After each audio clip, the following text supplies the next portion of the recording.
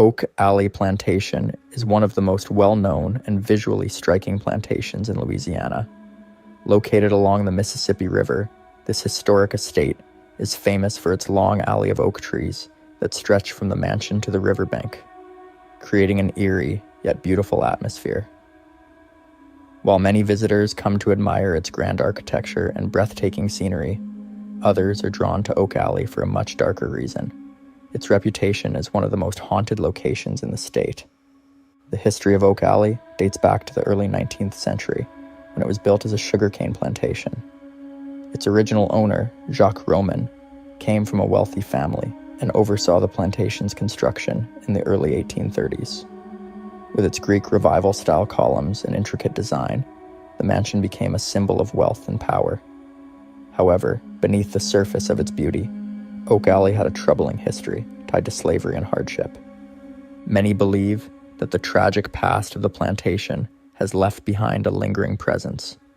Over the years, visitors and staff have reported unexplainable experiences, from ghostly apparitions to eerie sounds echoing through the halls.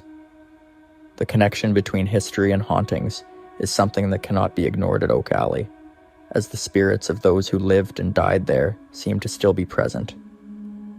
One of the earliest recorded ghost sightings at Oak Alley involved mysterious lights appearing in the mansion's upper windows when no one was inside. Witnesses claim to see shadowy figures standing in the rooms, watching silently before vanishing without a trace. These eerie encounters have continued for generations, leaving many to wonder who or what still lingers in the historic estate. Beyond the mansion, the plantation grounds themselves hold their own ghostly secrets. The rows of ancient oak trees, which have stood for hundreds of years, seem to carry the weight of the past.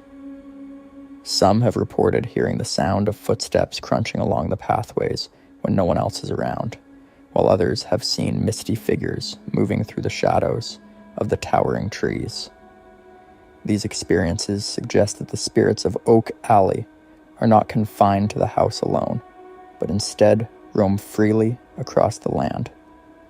As we begin to explore the haunted history of Oak Alley Plantation, it becomes clear that this place is more than just a historical landmark.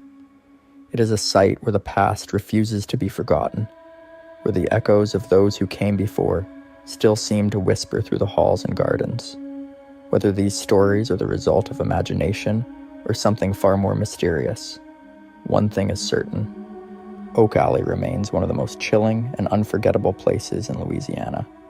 Many who visit Oak Alley Plantation leave with an unsettling feeling, as if unseen eyes are watching from the shadows. While the mansion's beauty is undeniable, it is the lingering spirits that make it one of the most haunted locations in Louisiana.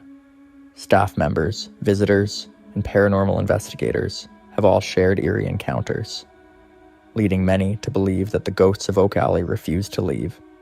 One of the most well-known spirits tied to the plantation is believed to be Josephine Stewart, the last private owner of Oak Alley. After her passing, strange occurrences began happening in the mansion, particularly in the upper floor bedrooms. On multiple occasions, staff members have reported seeing a dim light glowing in one of the upstairs windows late at night. When they went to investigate, the light would flicker out, leaving the room in complete darkness. From outside, some have claimed to see the outline of a shadowy figure watching them from the very same window.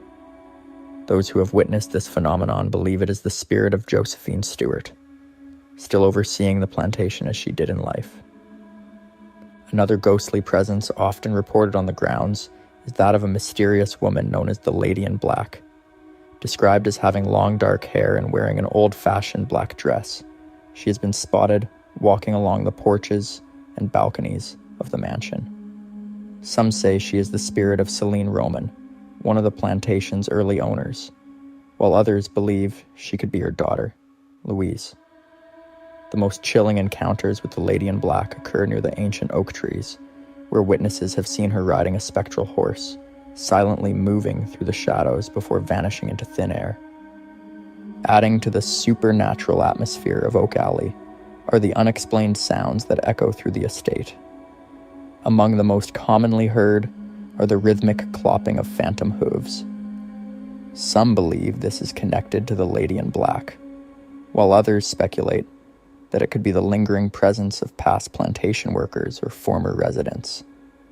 The distinct sound of a horse-drawn carriage rolling up the front pathway has also been reported on numerous occasions, yet when witnesses rush to look, there is nothing there. These strange occurrences suggest that Oak Alley Plantation is far from an ordinary historic site. The spirits that linger here seem to be tied to the land, refusing to fade into history. Some appear as watchful protectors, while others seem to relive moments from their past, forever imprinted on the estate. With each new encounter, the legend of Oak Alley's hauntings only grows stronger, leaving visitors to wonder what other secrets may still be hidden within its walls. Beyond the apparitions that have been witnessed at Oak Alley Plantation, there are countless reports of unexplained activity that leave visitors and staff questioning what lingers within its walls. Strange sounds, mysterious movements, and eerie sensations are all part of the experience for those who spend time on the grounds. One of the most unsettling occurrences inside the mansion is the sudden movement of objects with no apparent cause. A well-documented incident involved a candlestick that was violently thrown across a room during a guided tour. The event was witnessed by multiple people, all of whom were left in shock. The candlestick had been resting on a table moments before, with no one near it when it suddenly flew through the air. While some have tried to rationalize the event, those present that day believe it was the work of an unseen force. Another commonly reported event is the sound of ghostly voices drifting through the halls. These voices are often described as whispers or faint murmurs, though in some cases, they take on a more sorrowful tone.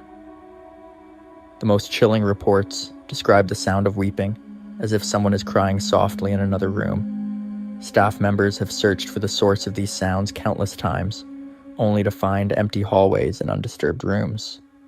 The exterior of Oak Alley Plantation is not free from paranormal disturbances either.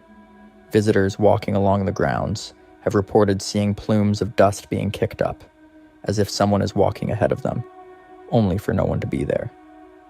Some believe this could be the lingering presence of former workers or residents who once walked these paths daily.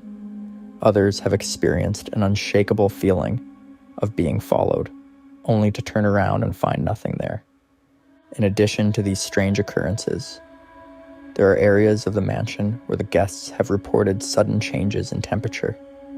Certain rooms become noticeably colder without explanation, even during the height of Louisiana's hot and humid summers. Some believe these cold spots indicate a ghostly presence, while others suggest they could be tied to moments of intense emotion from the plantation's past. With so many unexplained events taking place both inside and outside the mansion, Oak Alley Plantation continues to be a place of mystery. Whether these disturbances are caused by spirits trapped between worlds or by the powerful energy imprinted on the land, one thing is certain: those who visit often leave with more questions than answers. Among the many spirits said to linger at Oak Alley Plantation, one of the most well-known is a figure known as the Lady in Black. This ghostly woman has been seen wandering the balconies and porches of the mansion, her dark presence casting an eerie feeling over those who witness her. But what makes her most unusual is her connection to a spectral horse. Multiple visitors have reported seeing her riding across the grounds beneath the towering oak trees, vanishing into the darkness before anyone can get a closer look. While the true identity of the Lady in Black remains a mystery, some believe she could be Celine Roman, the wife of a former plantation owner, or perhaps Louise, her daughter. Others speculate that she may have been a resident or worker from long ago, forever tied to the land. Regardless of who she was in life, her ghostly presence has been reported too often to be ignored. Beyond the sightings of the Lady in Black, another unsettling phenomenon has been experienced by both visitors and staff. Many have described hearing the distinct sound of phantom horses on the property. The The rhythmic clip-clop of hooves can be heard moving along the front pathway, often accompanied by the faint sound of a horse-drawn carriage rolling along the drive. However, when people look outside, there is never anything there. The sound simply fades into silence, leaving only confusion and unease behind. Some believe these ghostly horses are connected to the carriages that once transported plantation owners and visitors to and from the property. Others wonder if the sound could be linked to the enslaved individuals who worked the land, as horses were commonly used for labor during the plantation's operation. No matter the cause, the phantom carriage remains one of the most chilling and frequently reported ghostly occurrences at Oak Alley. The plantation is also known for its unexplained shadows, which have been seen darting across rooms and appearing in the windows when no one is inside. One of the most well-documented sightings involved a shadowy figure standing in an upstairs window, gazing down at the grounds below. Those who saw it claimed it resembled Josephine Stewart, the last private resident of Oak Alley. The figure remained motionless for several moments before suddenly vanishing. And when the room was checked, it was completely empty. With such a strong history of unexplained events, Oak Alley Plantation has solidified its reputation as one of the most haunted locations in Louisiana. From the mysterious woman on horseback to the ghostly sounds of carriages and horses, the spirits of this plantation continue to make their presence known to this day. While many of Oak Alley Plantation's ghostly encounters involve apparitions and unexplained sounds, some of the most unsettling experiences come in the form of physical disturbances. Visitors and staff alike have reported objects moving on their own, as if unseen hands were at work. One of the most chilling incidents involved a candlestick being thrown across a room during a guided tour. Without warning, the object lifted from its place and landed on the floor, startling everyone present. There was no explanation for how or why it happened, but it became one of the many stories that added to the plantation's haunted reputation. Another common phenomenon at Oak Alley is the sight of rocking chairs moving on their own. Even on days with no wind, chairs on the porch have been seen slowly rocking back and forth, as if occupied by an invisible presence. Some visitors have tried stopping the movement, only for the chairs to begin rocking again moments later. These unexplained occurrences lead many to believe that the spirits of former residents and workers are still very much active on the property. Inside the mansion, ghostly voices have been heard, often described as soft weeping or whispers echoing through the hallways. Some say the crying sounds like a woman mourning, while others insist it resembles the quiet sobs of a child. However, every time someone tries to locate the source, the noise fades away, leaving only an eerie silence. Another strange event reported by multiple witnesses is the appearance of plumes of dust being kicked up in empty areas. People have described seeing dust swirling in places where no one is walking, almost as if invisible footsteps were disturbing the ground.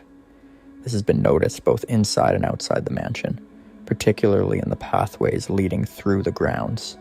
Some believe this could be residual energy from the plantation's past, a lingering presence replaying moments from long ago. With so many unexplained encounters, Oak Alley Plantation continues to be one of the most talked about haunted locations in Louisiana. Whether it's the sight of shadowy figures, the sounds of phantom horses, or the eerie movement of objects, one thing is certain: something lingers in this historic plantation. Those who visit may come for the beauty of the grand estate, but many leave with an unshakable feeling that they were not alone. Even today, Oak Alley's past refuses to stay buried. The spirits that roam its grounds ensure that its history is never forgotten, and for those who are willing to listen, the plantation still has many stories left to tell.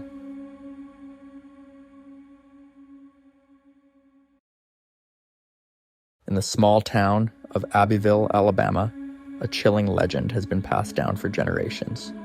This town, with its charming colonial houses and friendly people, seems like any other quiet southern town. But as the sun sets, a mysterious figure, known as Huggin Molly, is said to roam the streets, striking fear into the hearts of children who dare to stay out after dark. Abbeville, with its population of around 2,000, is a place where everyone knows each other. The locals spend their days shopping in small boutiques and dining at family-owned restaurants. It's a town with a rich history, having endured hardships from European settlers, conflicts with the Creek Nation, and the struggles of segregation. Despite these trials, the people of Abbeville have created a close-knit community. But amid this backdrop of southern charm and hospitality, the legend of Huggin Molly casts a long shadow. Described as a woman standing 7 feet tall, dressed in dark clothing with a wide-brimmed hat, Huggin Molly is no ordinary ghost. She is said to appear to children who aren't home by dark, hugging them tightly and screaming in their ears. While her embrace is terrifying, she never physically harms the children. The worst they suffer is the ringing in their ears from her piercing scream. The origins of Huggin Molly are shrouded in mystery, with multiple stories explaining her presence. Some say she is the ghost of a woman who lost her infant, and now seeks to comfort other children. Others believe she was a professor trying to keep students safe by scaring them off the streets at night. Regardless of her origins, Huggin Molly has become a permanent fixture in Abbeville's folklore, a ghostly guardian who roams the streets after dark. As we delve deeper into this eerie tale, we'll explore more about Huggin Molly's history, the stories of her sightings, and the impact she has had on the community of Abbeville. The story of Huggin Molly is deeply woven into the fabric of Abbeville's history. The legend has been told and retold, each version adding new layers to the mystery of this spectral figure. The exact origins of Huggin Molly are unclear, but the tale has been a part of the town's lore for as long as anyone can remember. One popular version of the story suggests that Huggin Molly was once a grieving mother who lost her infant child. Overwhelmed by her sorrow, she began to roam the streets at night, seeking to replace the child she lost by hugging other children. This version paints Molly as a tragic figure, her ghostly actions a manifestation of her unending grief. Another account claims that Huggin Molly was a professor at the Southwest Alabama Agriculture School. Concerned for the safety of her students, she would patrol the streets at night, ensuring that no one was out after dark. Her ghostly form, it is said, continues this vigil even after death. Her screams, a warning to any child still outside after sunset. Abbeville itself has a history marked by tragedy and resilience. The town was nearly destroyed by an arsonist at the start of the 1900s, and later suffered from a devastating F2 tornado. These events left a deep scar on the community, and it is believed that the legend of Huggin Molly emerged from these difficult times, a way for the townspeople to make sense of their suffering and to protect their children. Despite these different origin stories, the essence of the legend remains the same. Huggin Molly is a protective, yet terrifying presence, a ghostly figure who ensures the children stay safe by scaring them home before dark. Her tall, shadowy figure and her loud, piercing screams are said to be unforgettable to those who have encountered her. As the legend continued to grow, it became a part of Abbeville's identity. The story of Huggin Molly is told to every new generation, a blend of cautionary tale and ghost story.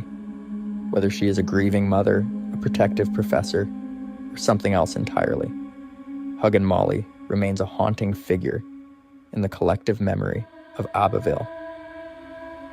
Over the years, many residents of Abbeville have claimed to encounter the ghost of Huggin Molly. These sightings have only added to the eerie legend, giving it a tangible sense of reality. One of the earliest recorded encounters happened in the 1940s, when a local teenager, Jimmy, swore he saw a tall, shadowy figure following him home one night. He remembered the figure's long, dark dress and wide-brimmed hat, exactly as the legend described. He ran home as fast as he could, his heart pounding, the chilling screams echoing in his ears. In another instance, a group of children playing outside at dusk reported seeing a woman in black standing at the edge of the playground. She was unnaturally tall and seemed to be watching them intently. As they stared, she began to move towards them, her arms outstretched as if to hug them. Terrified, the children fled, and when they looked back, the figure had vanished into the shadows. One particularly unsettling encounter involved a local woman named Sarah, who was walking home late one evening. She had just finished her shift at the local diner and was taking a shortcut through a quiet street. Suddenly, she felt an overwhelming sense of dread and looked up to see a towering figure in black looming in front of her. Before she could react, the figure enveloped her in a cold, bone-crushing hug and screamed directly into her ear. Sarah was paralyzed with fear, and when the figure finally released her, she ran home without looking back. The next morning, she still felt the ringing in her ears from the ghostly scream. More recent encounters have been recorded as well. In the early 2000s, a couple driving through Abbeville late at night reported seeing a figure dressed in black standing in the middle of the road. They slowed down, thinking it might be someone in need of help, but as they approached, the figure disappeared. They described feeling an intense cold as they drove through the spot where the figure had been standing. These encounters, while varied, all share common elements: the tall, shadowy figure dressed in black, the chilling screams, and the eerie sensation of being watched. For the people of Abbeville, these stories are more than just local legend. They are a reminder that Huggin Molly is very much a part of their town's haunted history. The stories of Huggin Molly's appearances continue to send shivers down the spines of Abbeville's residents. As more people share their experiences, the legend only grows stronger. One such encounter happened to a group of teenagers who decided to test their courage by walking through the town after dark. They had heard the tales, but were skeptical of the old legend. As they walked down a dimly lit street, they joked and laughed, trying to mask their unease. Suddenly, the laughter stopped when they noticed a figure standing at the end of the street.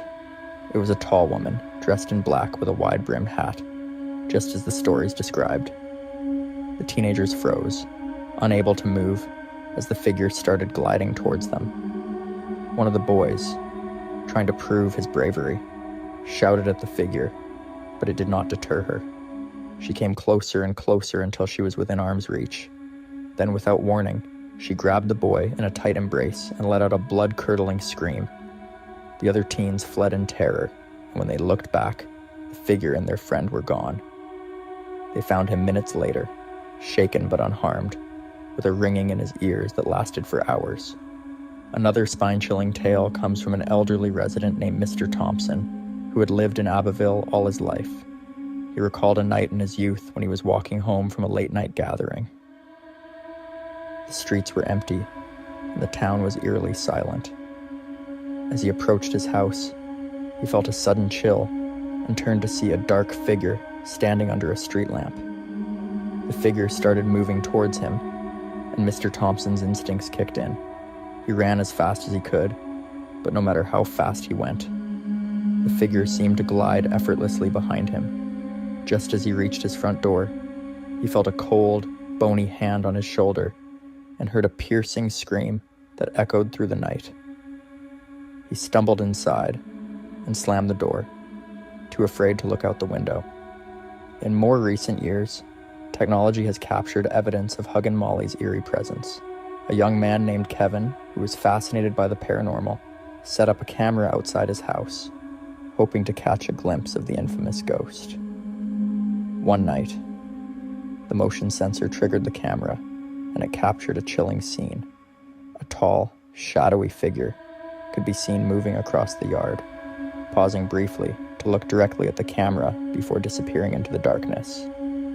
When Kevin reviewed the footage, he felt a cold dread wash over him, knowing that he had just recorded proof of Huggin Molly. These encounters, each more terrifying than the last, paint a vivid picture of Huggin Molly's haunting presence in Abbeville. Whether she's a ghost seeking to protect or a tormented soul longing for lost loved ones, her appearances leave an indelible mark on those who experience them. The legend of Huggin Molly is alive and well, with each new sighting adding another layer to the chilling tale. The legend of Huggin Molly has woven itself into the very fabric of Abbeville.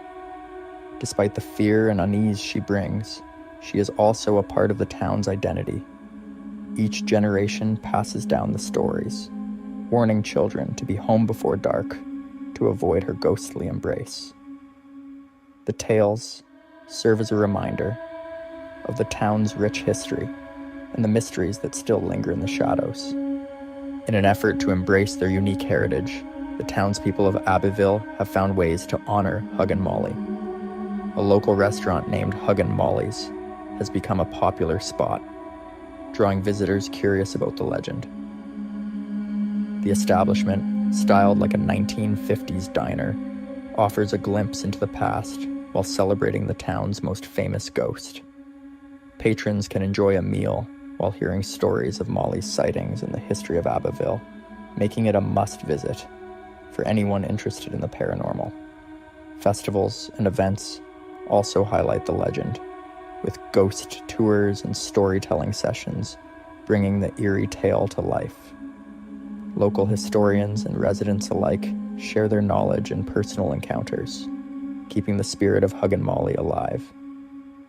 These events not only entertain, but also educate, ensuring that the legend continues to be a significant part of Abbeville's culture. Huggin Molly's story is a testament to the power of folklore and the enduring nature of ghost stories. She has become a guardian of sorts, her spectral presence a constant reminder to stay safe and be wary of the unknown. For the people of Abbeville, she is both a source of fear and a beloved figure, representing the town's resilience and its rich tapestry of tales. In the quiet moments when the sun sets and the streets grow dark, the legend of Huggin Molly comes to life. Children hurry home, and adults share knowing glances, their minds drifting to the ghostly figure that has roamed their town for over a century. The stories of Huggin Molly will continue to be told, her haunting presence forever etched into the heart of Abbeville. As the years go by, new encounters and experiences will add to the legend, ensuring that Huggin Molly remains a vivid part of Abbeville's history. Whether seen as a protector or a spectral reminder of the past, she will always be a part of the town's soul. And on those cold, dark nights, when the wind whispers through the streets, the people of Abbeville will know that Huggin Molly is watching, waiting, and perhaps just looking for someone to hug.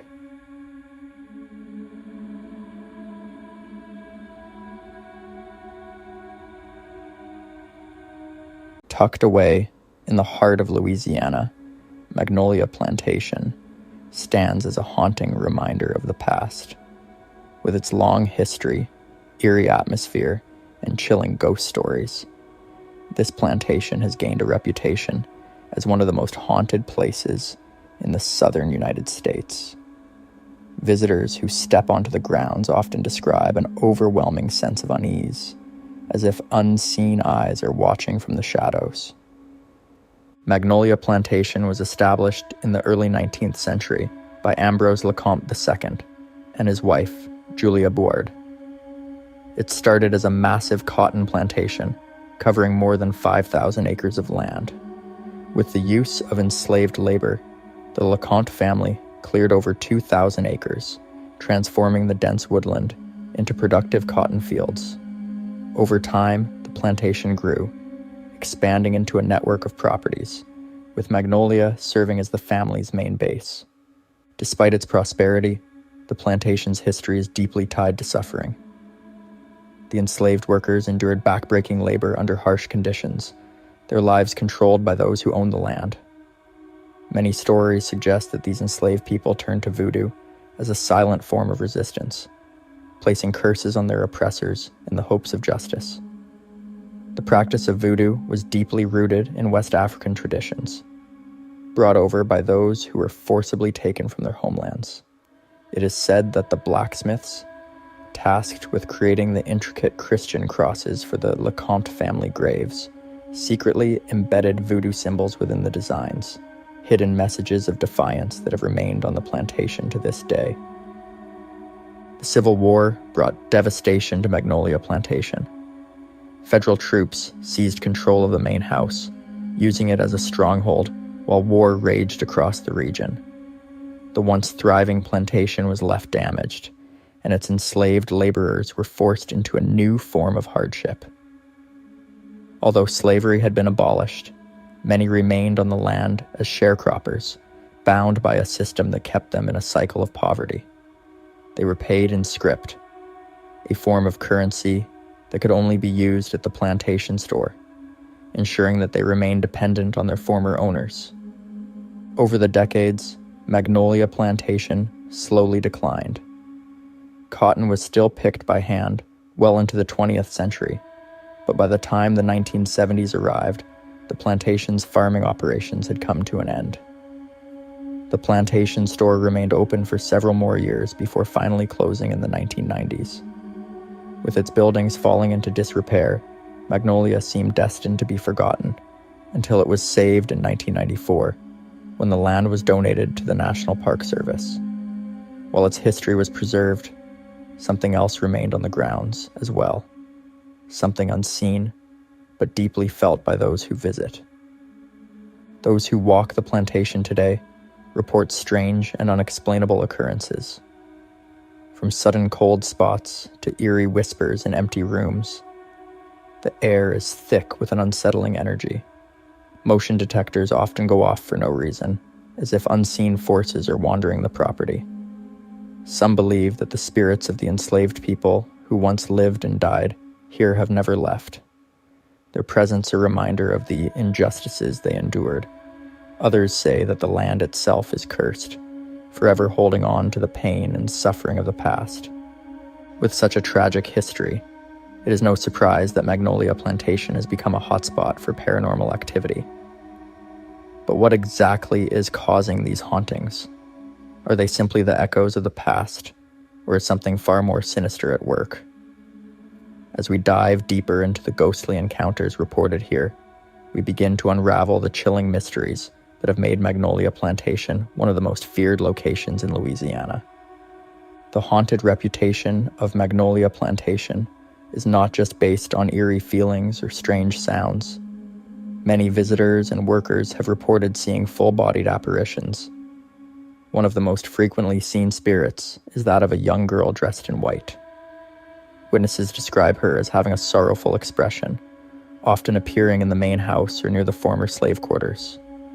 Some believe she may have been a child who lived on the plantation in the past, possibly the daughter of a former owner or a sharecropper.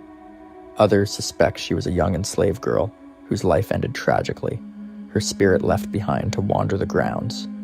Aside from the young girl, another ghostly figure often reported is that of a tall man in dark clothing. Unlike the girl, his presence is unsettling. Some who have encountered him claim to feel an overwhelming sense of dread before he appears, as if something is warning them to leave. His identity remains a mystery, but some speculate he could be the spirit of a former overseer or a soldier who once occupied the land during the Civil War. The plantation's main house, rebuilt in the late 19th century, is a hotspot for paranormal encounters. Many believe that the materials used in its reconstruction, wood taken from former slave cabins, carry the energy of those who suffered on the land. Visitors who step inside often report hearing whispers when no one else is around. Others have seen objects move on their own, as if unseen hands are still at work in the home. Outside the main house, the slave quarters hold their own dark history. Although time has worn down these structures, their foundations remain, along with the spirits of those who once lived there. The sounds of footsteps echo on the dirt paths, and shadows are seen moving through the ruins even when no one is near. Some paranormal investigators who have visited Magnolia Plantation claim to have captured voices on recording devices, faint sorrowful whispers that seem to call out names or phrases in an unfamiliar language. Another eerie phenomenon is the plantation's motion detectors. Installed for security purposes, These devices frequently go off without any explanation. Workers who check the area after an alarm is triggered find no evidence of intruders or animals. It is as if something unseen is moving through the grounds, setting off the detectors at random. Many who have visited Magnolia Plantation leave with more questions than answers. The spirits that linger here seem deeply tied to the land, their presence felt in the creaking wood, the shifting shadows, and the whispers on the wind. But what keeps them here? Is it unfinished business, a tragic past, or something more sinister? As we continue exploring the haunted history of Magnolia Plantation, we uncover even more chilling encounters that have left visitors questioning what truly walks these grounds. Beyond the sightings of spirits and unexplained activity, Magnolia Plantation has long been associated with the practice of voodoo. The enslaved people who lived and suffered on the plantation often turned to voodoo as a means of resistance, using rituals to protect themselves and seek revenge against their oppressors. This spiritual practice, deeply rooted in West African traditions, became a silent form of rebellion, one that may still linger in the plantation's atmosphere today. One of the most chilling aspects of voodoo's presence at Magnolia is the hidden symbols found in unexpected places. The enslaved blacksmiths, tasked with creating iron crosses for the Lecomte family graves, secretly incorporated West African spiritual symbols into their designs. These crosses, while appearing traditional to outsiders, were actually layered with protective and vengeful meanings, allowing the enslaved workers to honor their ancestors and curse those who had wronged them. Even today, those who study these crosses believe they may hold residual energy from the powerful rituals performed by their creators. Voodoo rituals were not limited to metalwork. Many former plantation sites have records of objects buried beneath floors, inside walls, or near doorways to trap spirits or cast protection over certain areas. Some believe Magnolia Plantation is no exception. Stories suggest that some of the eerie sounds and apparitions seen on the property may be tied to these long-forgotten rituals, their power still holding strong even after centuries have passed. Another strange occurrence tied to voodoo legends is the experience of sudden, unexplained illness among visitors. Some who have walked through the plantation report feeling weak, dizzy, or nauseous, only for the symptoms to disappear as soon as they leave the grounds. Paranormal investigators have theorized that this could be tied to the energy left behind by the many voodoo ceremonies performed here, an unseen force reacting to outsiders who dare to intrude on sacred ground. The plantation's history of spiritual practices is further complicated by reports of strange animal behavior. Some believe that animals, particularly dogs and horses, can sense things beyond human perception. Multiple visitors have noted that animals often become uneasy near certain areas of Magnolia Plantation. Some dogs refuse to enter the main house, barking at empty doorways or whining, as if sensing something invisible. Horses once used on the plantation were also said to react with fear near certain structures, refusing to move forward as if blocked by an unseen presence. Whether these experiences are tied to the voodoo rituals of the past or to the restless spirits that still wander the grounds, one thing is certain: Magnolia Plantation is a place unlike any other. The energy here is heavy, the atmosphere charged with an undeniable sense of mystery. But with so many unanswered questions, one must wonder, are the spirits here simply remnants of the past, or is something still actively watching from the shadows? As we continue to explore the plantation's haunted reputation, we uncover even more unsettling encounters that leave visitors questioning the true power of this historic site. The spirits of Magnolia Plantation do not rest, and those who visit often leave with chilling stories of ghostly encounters. Some report seeing full-bodied apparitions dressed in period clothing, while others describe hearing whispers and cries from unseen forces. The most unsettling accounts come from those who have felt an invisible presence watching them, an eerie sensation that is impossible to shake. One of the most frequently seen apparitions is a woman dressed in old-fashioned clothing, believed by some to be connected to the plantation's long history. Witnesses claim she appears in doorways, standing motionless before fading into nothing. Others have reported seeing shadowy figures moving through the grounds, particularly near the slave quarters and the main house.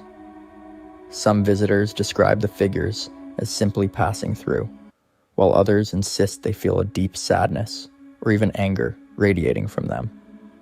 Another unexplained phenomenon at Magnolia Plantation involves sudden temperature drops. Those walking through the grounds often experience pockets of cold air, even during the hottest months of the year. Paranormal investigators suggest that these cold spots may be caused by spiritual energy, as they commonly appear in places with a history of intense emotions or tragedy. Electronic disturbances are also common at Magnolia. Motion detectors on the property frequently go off when no one is around, and cameras malfunction in areas where ghostly activity is said to be strongest. Some who have attempted to take photographs inside the main house or near the former slave quarters have found their pictures blurred or covered in strange orbs of light. Paranormal researchers believe that these orbs may be a sign of spirits manifesting in an attempt to make their presence known. Perhaps the most unsettling accounts come from those who have stayed on the property overnight. Some report waking up to the sound of footsteps pacing outside their rooms, only to find no one there. Others claim to have heard muffled voices in the distance, speaking in tones that suggest conversation, but with words that cannot quite be made out. These experiences leave many wondering if the spirits of Magnolia Plantation are trying to communicate, or if they are simply reliving their past lives, forever trapped between worlds. Even those who approach the plantation with skepticism often leave with a new perspective. Whether it is a door that suddenly slams shut, a whisper carried on the wind, or an overwhelming sense of being watched, there is something about Magnolia that cannot be ignored. The plantation's history is one of hardship and suffering, and the energy of the past remains strong. As time goes on, Magnolia Plantation continues to be one of the most haunted locations in the southern United States. With each passing year, new stories emerge, adding to its already infamous reputation. The spirits that reside here seem unwilling or unable to leave, their presence felt by anyone who dares to step onto the grounds. Whether you believe in ghosts or not, one thing is certain: Magnolia Plantation is a place where the past refuses to be forgotten.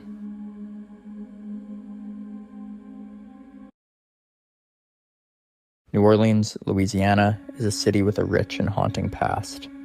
Known for its vibrant culture, lively music, and delicious cuisine, New Orleans is also famous for its ghostly legends and supernatural encounters. The city's history is deeply intertwined with tales of voodoo, spirits, and hauntings. From its early days, New Orleans has been a melting pot of cultures and traditions, creating a unique blend that has left an indelible mark on its character. Limestone in the city's geography, combined with the presence of voodoo and numerous ghost stories, has created a perfect environment for the spirit world to thrive. Over the centuries, wars, torture, and murders have taken place here, giving rise to countless ghostly legends. The French Quarter, with its narrow streets and historic buildings, is often in the center of these tales. As we explore the haunted history of New Orleans, we'll uncover stories of restless spirits, mysterious apparitions, and eerie encounters that continue to captivate and terrify locals and visitors alike. New Orleans' reputation as one of the most haunted cities in America is well-deserved. The city's dark past is filled with stories of voodoo rituals, ghostly apparitions, and untimely deaths that have left lingering spirits wandering its streets. Visitors and locals alike speak in hushed tones about the eerie encounters and supernatural experiences that seem almost commonplace in this city of shadows. One of the most infamous figures in New Orleans' haunted history is Marie Laveau, the voodoo queen of New Orleans. Marie was a powerful and influential figure in the 19th century, known for her magical abilities and spiritual guidance. Even in death, her presence is strongly felt. Marie Laveau's tomb in the St. Louis Cemetery No. 1 is a site of pilgrimage for those seeking her favor or protection. Legend has it that if you knock 3 times on her crypt and leave an offering, her spirit might grant your wish. The cemetery itself is a maze of crumbling mausoleums and narrow pathways, where visitors often report feeling a sudden chill or seeing fleeting shadows out of the corner of their eye. Another chilling tale is that of the LaLaurie Mansion, once home to Madame Delphine LaLaurie, a socialite with a dark secret. In the early 1800s, Madame LaLaurie was known for her grand parties and luxurious lifestyle. However, a fire in her mansion revealed a horrifying secret. She had been torturing and murdering her slaves. The attic, where many of these atrocities took place, is said to be the most haunted part of the house. Visitors and paranormal investigators have reported hearing screams, seeing ghostly apparitions, and feeling an overwhelming sense of dread. The legend of the Sultan's Palace adds another layer to the haunted history of New Orleans. The mansion at 716 Dauphine Street, also known as the Gardet-Laprate House, was the site of a gruesome massacre. According to legend, a wealthy sultan and his harem were brutally murdered in the house, their bodies left to rot. Blood was said to seep from the doorways and down the steps, staining the very soul of the building. Today, residents and visitors report ghostly apparitions, eerie sounds, and a pervasive sense of unease. Jackson Square, a historic park in the heart of the French Quarter, is another hotspot for ghostly activity. During the day, it is a bustling area filled with artists, musicians, and tourists.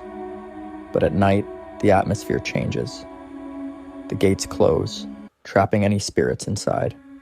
Those who lean against the iron fences have reported feeling a tug on their clothes or seeing ghostly hands reaching out. The square's dark past, including public executions and duels, has left a mark on the area, making it a hub for paranormal activity. The dark and winding alleyways of the French Quarter are home to many other ghost stories. Père Antoine's Alley, named after a beloved priest who worked tirelessly for the poor, is said to be haunted by his spirit. Clad in his capuchin robes, Père Antoine has been seen walking the alley in the early morning hours. His ghostly figure is often accompanied by a sense of calm, a stark contrast to the eerie encounters reported elsewhere in the city.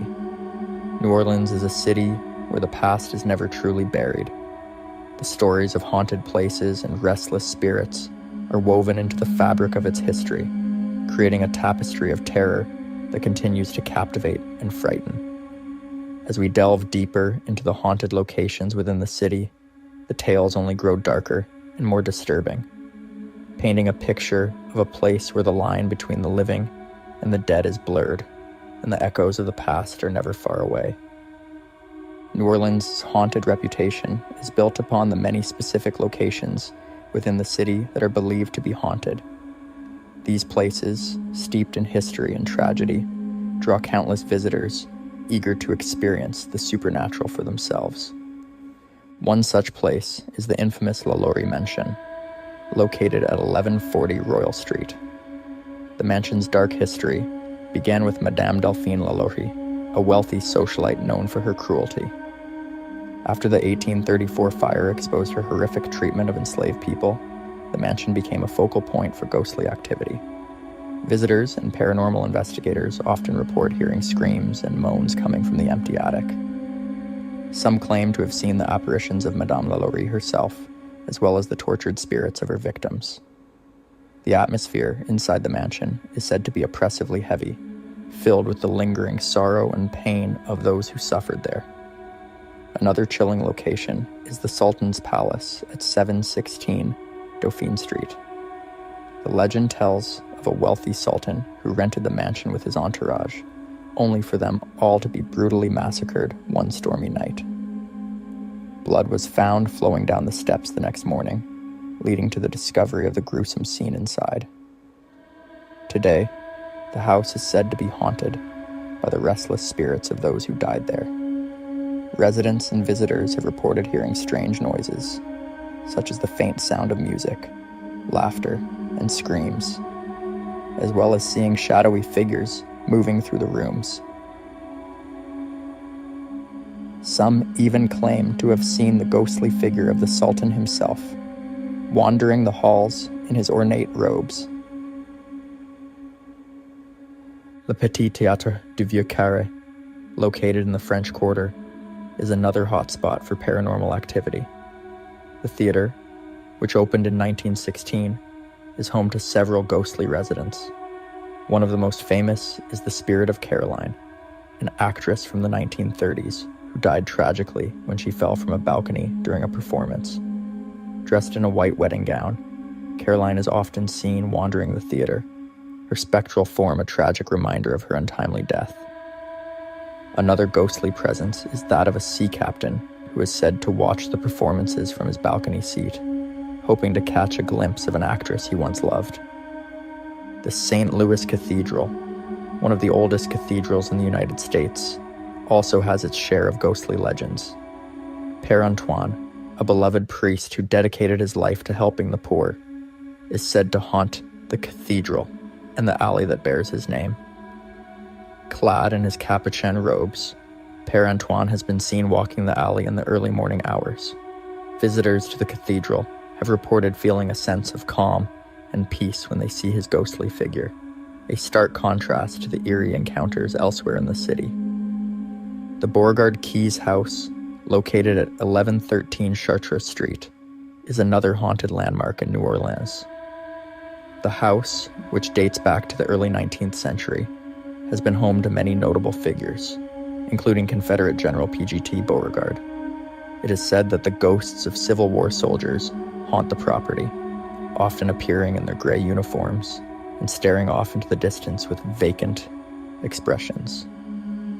Visitors have reported hearing the sounds of gunfire and cannon blasts, as well as the pungent smell of musket fire. Some have even seen the apparitions of soldiers with mangled limbs and blown-away faces, a haunting reminder of the horrors of war. The old Absinthe House, located on Bourbon Street, is another site with a rich history of hauntings. Built in 1806, the bar was a favorite haunt of pirate Jean Lafitte, who is said to have conducted business there. Today, patrons of the bar have reported seeing the ghostly figure of Lafitte himself, often lurking in the dark corners and watching the activity with a keen eye. The bar's atmosphere is said to be charged with a sense of mystery and intrigue, as if the spirits of the past are still very much present. Lafitte's Blacksmith Shop, another establishment linked to the infamous pirate, is also believed to be haunted. Built in the 1770s, the building is one of the oldest in New Orleans and has a storied past. Visitors have reported seeing the ghostly figure of Jean Lafitte, as well as other spectral apparitions, including that of a woman in old-fashioned clothing. The bar is lit only by candles, adding to the eerie ambiance, and many patrons have claimed to feel an unseen presence watching them as they sip their drinks. The Myrtles Plantation, located just outside of New Orleans in St. Francisville, is another location with a reputation for being haunted. The plantation, which dates back to the late 18th century, is said to be home to at least 12 ghosts. One of the most famous is that of Chloe, a former slave who is reportedly hanged for poisoning the plantation owner's family. Chloe is often seen wearing a green turban and has been known to appear in photographs taken by visitors. The spirits of the children she supposedly poisoned are also said to haunt the plantation, often heard playing and laughing in the halls. These haunted locations, with their tragic histories and ghostly residents, are a testament to the dark and mysterious past of New Orleans. The city's rich tapestry of supernatural tales continues to captivate and terrify, drawing in those who seek to experience the otherworldly for themselves. As we delve deeper into the haunted places within the city, we uncover more stories of restless spirits and eerie encounters, painting a vivid picture of a city where the past is never truly forgotten and the line between the living and the dead is always blurred. New Orleans' connection to the supernatural is not limited to haunted houses and ghostly apparitions. The city is also deeply entwined with the mystical practices of voodoo, a religion brought to Louisiana by enslaved Africans in the 18th century. Voodoo in New Orleans is a unique blend of West African religious traditions, Catholicism, and French spiritualism, creating a rich tapestry of beliefs and rituals that continue to influence the city's culture and paranormal activity. At the heart of New Orleans, voodoo is Marie Laveau, the most famous voodoo priestess in the city's history. Born in 1801, Marie Laveau became a powerful figure in the local community, known for her healing abilities, spiritual guidance, and magical prowess. Her influence extended beyond the voodoo community, earning her the respect of people from all walks of life. Even after her death in 1881, Marie Laveau's legacy endures, with many believing that her spirit still watches over New Orleans. Visitors to New Orleans can explore the mysteries of voodoo at places like the New Orleans Historic Voodoo Museum, located in the French Quarter. The museum offers a glimpse into the world of voodoo, showcasing artifacts, altars, and information about the religion's history and practices. Many who visit the museum report feeling a strong spiritual presence, as if the spirits themselves are guiding them through the exhibits. One of the most iconic voodoo landmarks in New Orleans is the tomb of Marie Laveau, located in St. Louis Cemetery No. 1.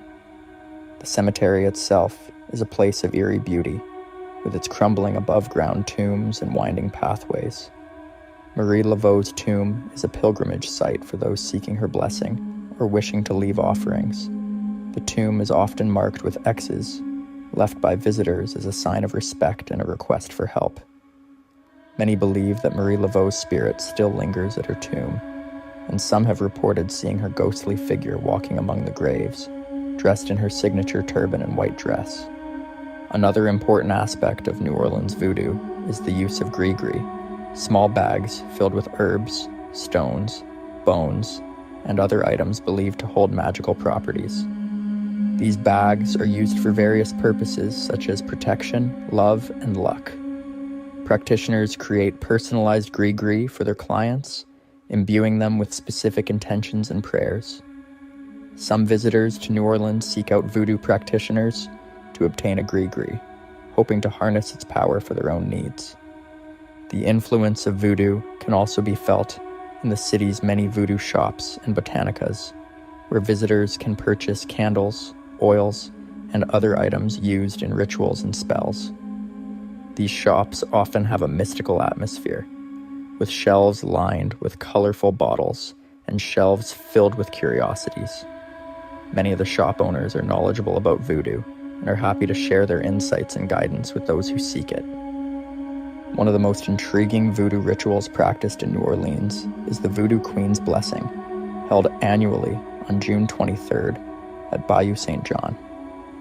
This ritual, which dates back to the 19th century, is a celebration of St. John the Baptist's feast day and involves drumming, dancing, and offerings to the spirits. Participants wear white clothing and adorn themselves with beads and other decorations as they gather by the bayou to honor the spirits and seek their blessings. The ritual is a powerful testament to the enduring presence of voodoo in New Orleans and its ability to bring people together in a shared spiritual experience. New Orleans is also home to many spiritualists and psychics who offer their services to those seeking insight into their lives and futures. Tarot card readings, palmistry, and seances are popular activities for visitors and locals alike, adding to the city's mystical allure. Jackson Square, in particular, is a hotspot for fortune tellers and psychics who set up their tables and offer readings to passers-by. The square's vibrant atmosphere, with its street performers and artists, provides a perfect backdrop for these mystical encounters. The city's connection to the supernatural is further exemplified by the numerous ghost tours and voodoo tours available to visitors. These tours offer a fascinating look into the haunted history and mystical practices of New Orleans, with knowledgeable guides sharing stories of ghosts, voodoo queens, and otherworldly phenomena. Whether it's a nighttime ghost tour through the darkened streets of the French Quarter or a daytime exploration of voodoo landmarks, these tours provide a unique and immersive experience for those looking to delve deeper into the city's supernatural side. The influence of voodoo and mystical practices on New Orleans is undeniable, shaping the city's identity and contributing to its reputation as one of the most haunted and spiritually charged places in the world. The blend of voodoo, folklore, and paranormal activity creates a rich and complex tapestry of beliefs and experiences, drawing in those who are curious about the unknown and eager to connect with the supernatural. As we continue our exploration of New Orleans' haunted history, we uncover more layers of mystery and magic, revealing a city where the veil between the living and the dead is always thin and the spirit world is ever present. As we conclude our journey through the haunted history of New Orleans, it becomes clear that this city's unique blend of cultures, traditions, and supernatural beliefs has created an environment where the past and present coexist in a delicate dance. New Orleans' rich tapestry of stories, from its haunted houses and ghostly apparitions to its voodoo queens and spiritual rituals, continues to captivate and intrigue both locals and visitors alike. One of the most enduring aspects of New Orleans' supernatural reputation is its cemeteries. These cities of the dead are not only resting places for the departed, but also serve as a testament to the city's history and cultural heritage. The above-ground tombs, necessitated by the city's low-lying geography, create an eerie and otherworldly landscape that has become synonymous with New Orleans. As you walk through these cemeteries, such as St. Louis Cemetery and Lafayette Cemetery, you can feel the weight of history and the lingering presence of those who have gone before.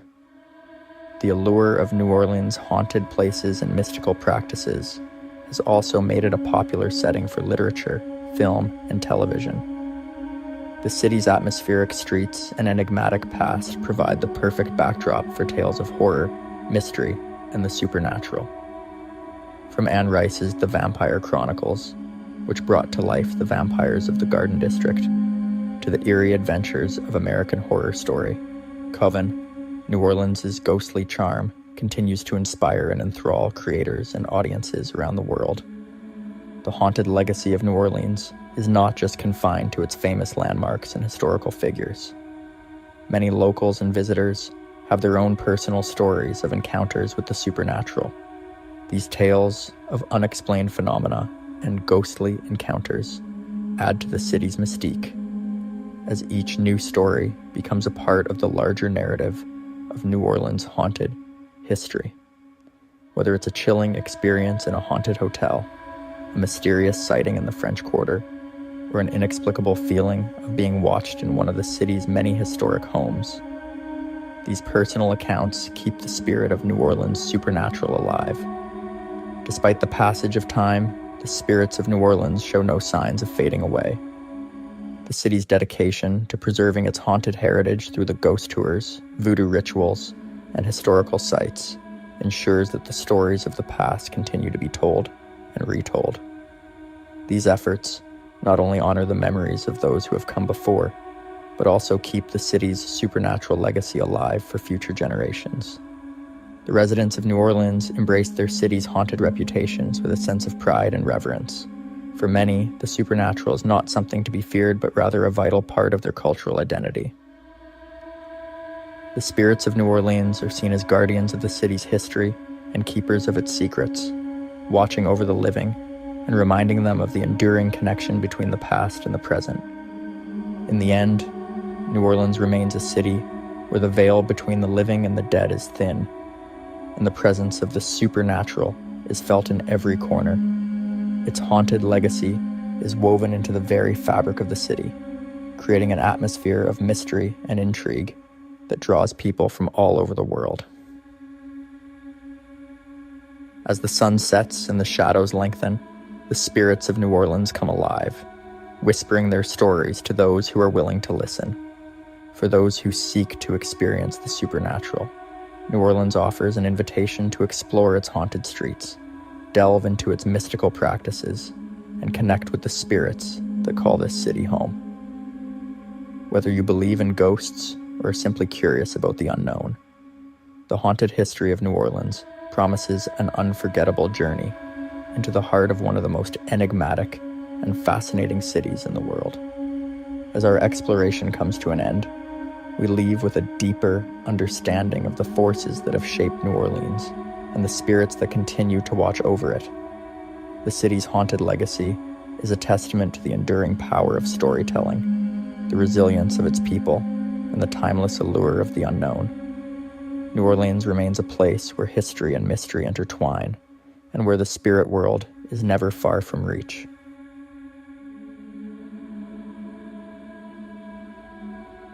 Deep in Louisiana, surrounded by dark waters and twisted cypress trees, lies the Manchac Swamp Bridge. It stretches for miles over the swamp, a silent road through a place filled with eerie legends. For many who drive across it, the bridge is just another stretch of highway. But for those who know its history, it is a place of whispers, shadows, and things unseen. The Manchac Swamp itself has always been a mysterious place. Thick fog rolls in without warning, covering the water like a ghostly veil. Strange lights flicker in the distance, leading some to believe that spirits wander among the trees. The air is heavy with the scent of decay, and the silence is often broken by the distant cries of unseen creatures. Locals have long spoken of the swamp's haunted past. Some say it is cursed, a place where restless spirits remain trapped. Others believe something far more sinister lurks beneath the water, waiting for the right moment to make its presence known. Over the years, countless stories have emerged about the strange occurrences on and around the bridge. One of the most famous legends tied to the Manchac Swamp is that of a powerful voodoo priestess. According to the tale, she placed a curse on the land, warning that destruction would come after her death. On the day of her funeral, a hurricane struck the region, wiping out entire towns. Many believe her spirit never left, and that she still haunts the swamp to this day. Drivers have reported seeing shadowy figures standing at the edge of the bridge, only for them to vanish the moment they are approached. Others have heard whispers in the wind, voices calling out from the darkness. Some even say their radios have suddenly gone silent, or their headlights have flickered as they pass certain spots. But the spirits of the swamp are not the only things that people fear. Legends tell of a creature known as the Rougarou, a monstrous being that prowls the Louisiana swamps. It is said to be part man, part beast, and those who lock eyes with it may never be the same again. Some claim to have seen glowing eyes watching from the trees, while others speak of the feeling of being followed as they drive across the bridge at night. The Manchac Swamp Bridge is more than just a road. It is a place of mystery, where the past refuses to be forgotten. Whether it is the spirits of those lost to tragedy, the lingering effects of an ancient curse, or the presence of something more supernatural, one thing is certain: those who travel this bridge never forget the experience, and for some, the journey across it is just the beginning. The Manchac Swamp Bridge is not only surrounded by legends, but also by real, unsettling experiences from those who have traveled its path. Over the years, both locals and visitors have reported strange encounters that cannot be easily explained. Some have felt an overwhelming sense of dread as they approach the bridge, while others claim to have seen things that defy logic. One of the most chilling stories comes from truck drivers who make late-night runs along the highway. Several have spoken of seeing a lone figure standing on the bridge, only to disappear as they get closer. Some describe the figure as a woman in old-fashioned clothing, while others say they have seen a shadow-like form standing motionless near the guardrails. One driver in particular reported watching the figure step onto the road before vanishing into thin air. Ghostly voices have also been heard in the area. People walking near the swamp's edge claim to have heard whispering when no one else was around. Others say they have heard laughter, echoing through the trees. only for the sound to suddenly stop. These eerie experiences have made many believe that the spirits of those lost in the swamp still linger, unable to find peace. Another strange phenomenon tied to the bridge is the sudden malfunction of electronics. Several drivers have reported that their headlights flicker as they cross, or that their radios begin to emit static for no apparent reason. In some cases, GPS systems have given incorrect directions, leading drivers to believe they were being guided by something unseen. Beyond the ghostly apparitions and strange sounds, there are also stories of unseen hands touching those who pass through. A group of friends who stopped near the bridge one night claimed to have felt someone brush against them, even though no one else was there. Another person recalled the feeling of a cold grip on their shoulder as they stood near the swamp, an experience that left them shaken for days. The area surrounding the Manchac Swamp Bridge has long been a place of fear and fascination. Some believe that the land itself holds an energy that attracts spirits, while others think the tragedies that have taken place there have left an imprint on reality. Whatever the reason, those who visit the bridge often leave with more questions than answers. And for many, the feeling of being watched never truly fades. The Manchac Swamp Bridge has more than just ghostly sightings and eerie sounds. It is also deeply connected to local folklore, with some of its most famous legends stretching back over a century. One of the most well-known tales linked to the swamp is the story of a powerful voodoo practitioner who is said to have placed a curse on the land before her death. According to legend, this curse may be responsible for the strange and unexplainable occurrences that continue to this day. The story begins with a woman named Julia Brown who lived near the swamp in the early 20th century. She was known among the locals as a healer and a woman with strong spiritual ties. Some believed she helped those in need, while others whispered that she had powers far beyond ordinary understanding. In the days leading up to her passing, it is said that she repeatedly sang a chilling warning. "One day, I'm going to die, and I'm going to take all of you with me." On the day of her funeral in the year 1915, a powerful hurricane struck the region, destroying entire communities and sweeping away everything in its path. The storm left countless people dead, and many believed Julia Brown's prophecy had come true. To this day, some say her spirit lingers in the swamp, and those who cross the bridge at night may hear a faint singing, carried by the wind. Alongside the tale of Julia Brown, the Manchac Swamp is also said to be home to the Rougarou, a creature of Cajun folklore.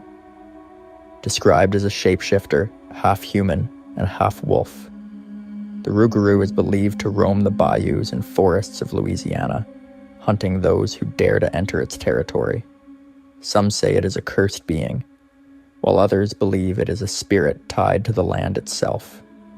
Reports of glowing red eyes appearing just beyond the trees have only fueled belief in this legend.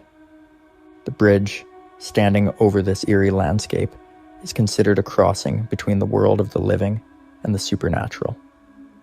Travelers who have stopped near the swamp at night have described an overwhelming sense of unease, as if unseen eyes were watching them. Some have even claimed to hear heavy breathing from the darkness, only for it to stop the moment they turn to look. Despite skepticism, these stories have persisted for generations. Whether tied to historical tragedy or long-standing folklore, the Manchac Swamp Bridge remains a place where the past and the unknown seem to intertwine, leaving those who visit wondering just how much truth there is behind the legends. As the years have passed, reports of strange occurrences on the Manchac Swamp Bridge have not faded. In fact, many modern-day travelers and locals continue to share eerie encounters that add to the bridge's haunted reputation. One of the most unsettling experiences comes from truck drivers who frequently use the route at night.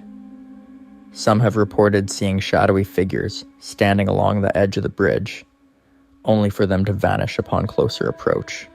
Others have described sudden temperature drops inside their vehicles, even on the hottest summer nights. A few drivers have even claimed that their radios suddenly cut to static, followed by a faint, ghostly whisper before returning to normal. Ghost hunters and paranormal investigators who have visited the area have captured unusual evidence, including unexplained voices on audio recordings and orbs of light floating above the swamp in photographs. Some investigators claim to have seen mist-like shapes moving across the bridge, despite there being no fog in the area at the time, while skeptics argue that these could be tricks of the light or natural occurrences. Those who have experienced them firsthand are convinced that something unexplainable is happening. One chilling story involves a group of friends who decided to test the legends for themselves. They parked near the bridge late at night, hoping to catch a glimpse of something unusual. As they sat in their car with the engine off, they suddenly heard what sounded like footsteps approaching from the bridge. The footsteps grew louder, as if someone or something was walking straight toward them. When they turned on their headlights, there was nothing there. Terrified, they sped away, but one of them later discovered deep scratches on the side of the car that had not been there before. Despite the countless stories, the Manchac Swamp Bridge remains a heavily used roadway. Travelers continue to drive over it daily, many unaware of the chilling tales tied to its history. Whether it is the lingering presence of past tragedies, the power of folklore, or something truly supernatural, one thing is certain. The Manchac Swamp Bridge holds a mystery that refuses to fade. For those who dare to visit, especially after nightfall, the question remains, are the legends just stories? Or is there something waiting in the darkness? Perhaps the only way to know for sure is to cross the bridge yourself and see what lurks beyond the headlights. In the heart of White Castle, Louisiana, stands Nottoway Plantation, a grand mansion with a haunting past. Built in the year 1859 by John Hampton Randolph, this massive home was designed to showcase his wealth and status. With 64 rooms, 200 windows, and 165 doors, it remains the largest antebellum mansion in the South. Randolph, originally from Virginia, moved to Louisiana in the early 1840s. He transitioned from cotton to sugarcane farming, which proved more profitable. By the mid-1850s, he owned over 7,000 acres and enslaved more than 170 individuals. To construct Nottoway, Randolph hired architect Henry Howard. The mansion featured modern amenities for its time, including indoor plumbing and gas lighting. Its most notable room, the White Ballroom, was painted entirely white to highlight the beauty of Randolph's daughters. However, beneath its grandeur lies a darker history. Built by enslaved laborers, the mansion stands as a reminder of a painful past. Over the years, guests and staff have reported unexplained phenomena. Disembodied voices, cold spots, and objects moving on their own. One of the most talked about spirits is that of Mary Ellen, believed to haunt room 14. Visitors have reported seeing a woman in a long dress, feeling cold touches, and experiencing flickering lights. As we delve deeper into Nottoway's history, we'll uncover more about its haunted reputation and the stories that continue to captivate those who visit. The grand staircase at Nottoway Plantation is more than just a centerpiece of architecture. Over the years, it has become one of the most active spots for unexplained occurrences. Staff and guests alike have reported strange sounds echoing through the stairwell late at night, including footsteps when no one is there and the creaking of wood, as if someone were walking slowly up or down. Some of the earliest documented experiences on the staircase came from a caretaker who worked at Nottoway in the early 1990s. He claimed that on multiple occasions, he heard heavy boots climbing the stairs in the early hours of the morning. Each time, he would rush to investigate, only to find the staircase empty and undisturbed. Several tour guides have also reported seeing fleeting shadows darting across the landing or disappearing around corners. One guide described seeing what looked like a long skirt swish out of view as she turned the corner of the stairwell. When she followed, the hallway was completely empty. In the year 2008, A group of guests staying overnight in one of the rooms adjacent to the staircase reported hearing a soft humming sound that lasted for several minutes. It seemed to drift up from the lower floors and was followed by the sound of light footsteps that paused just outside their door. When they opened it, there was no one there. Motion sensors installed as part of a modern security system have occasionally been triggered by movement on the stairs when the house was known to be empty. Though checked for malfunctions, no issues were found with the equipment. Many believe the energy on the staircase is tied to people who once lived in the house, or perhaps those who served within its walls. No one knows for sure who or what still walks those steps, but those who have witnessed the activity firsthand rarely forget it. The east wing of Nottoway Plantation has long been the subject of chilling reports, most of them centering around a large antique mirror that hangs in one of the upstairs bedrooms. Though the mirror is not original to the house, it has been in place since the early 1980s and was brought in during a period of extensive restoration. Soon after the mirror was installed, staff began to notice strange occurrences.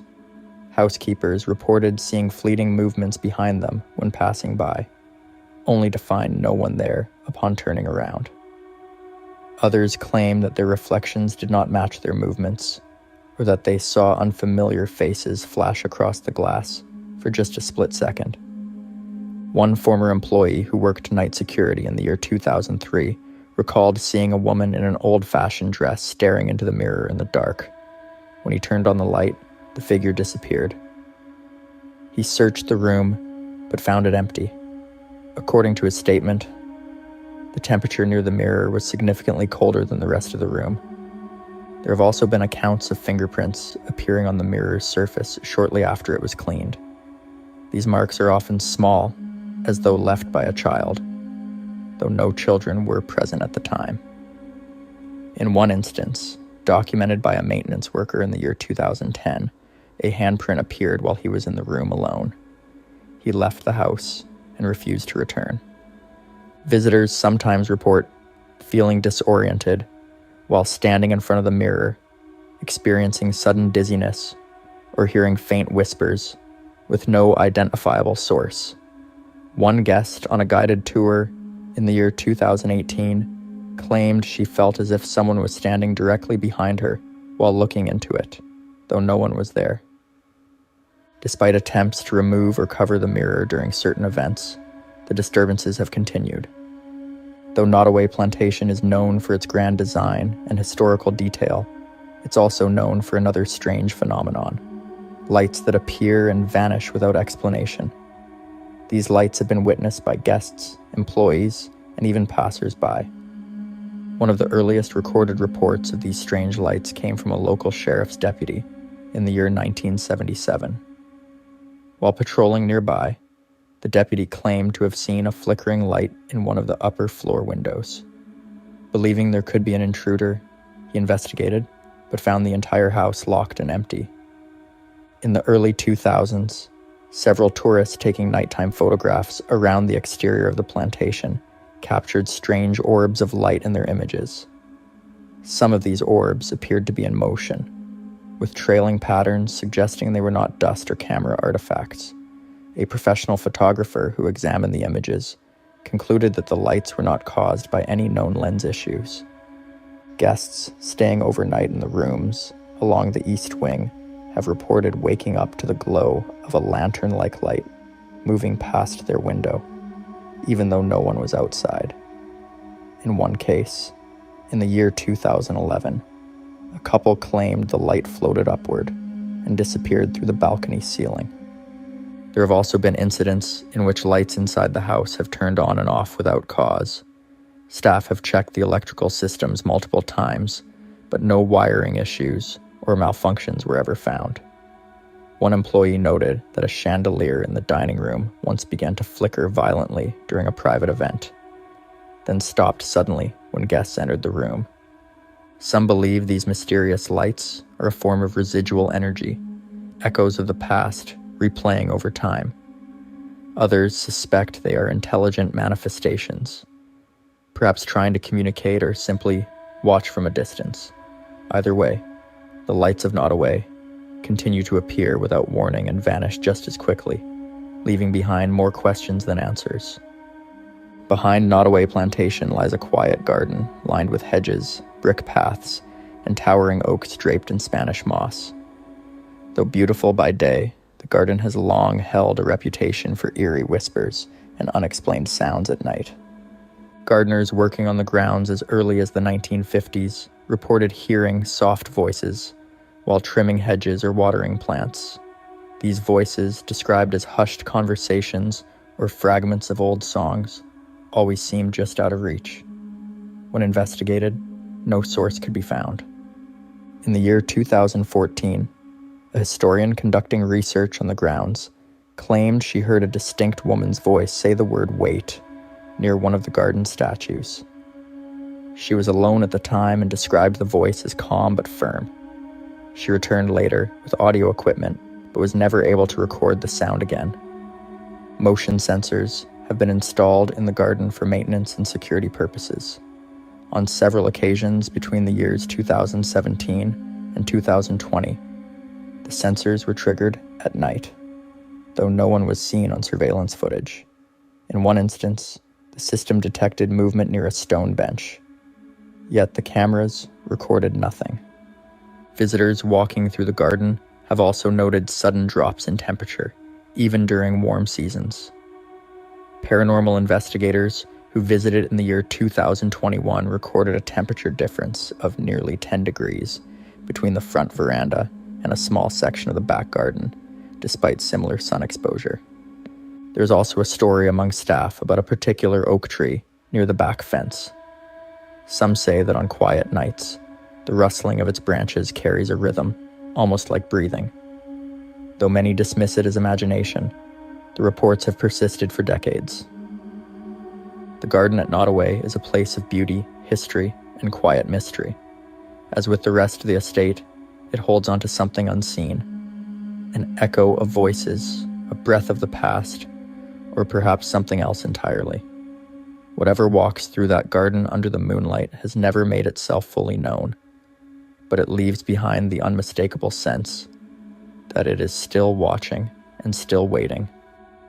Pirates Alley, a narrow cobblestone passageway in the French Quarter of New Orleans, is often overlooked by tourists bustling toward more popular attractions. However, this hidden gem is steeped in rich history, shadowy figures, and ghostly tales. The alley runs parallel to Chartres Street, nestled between the historic Cabildo and St. Louis Cathedral, creating an enchanting backdrop that beckons adventurers and history buffs alike.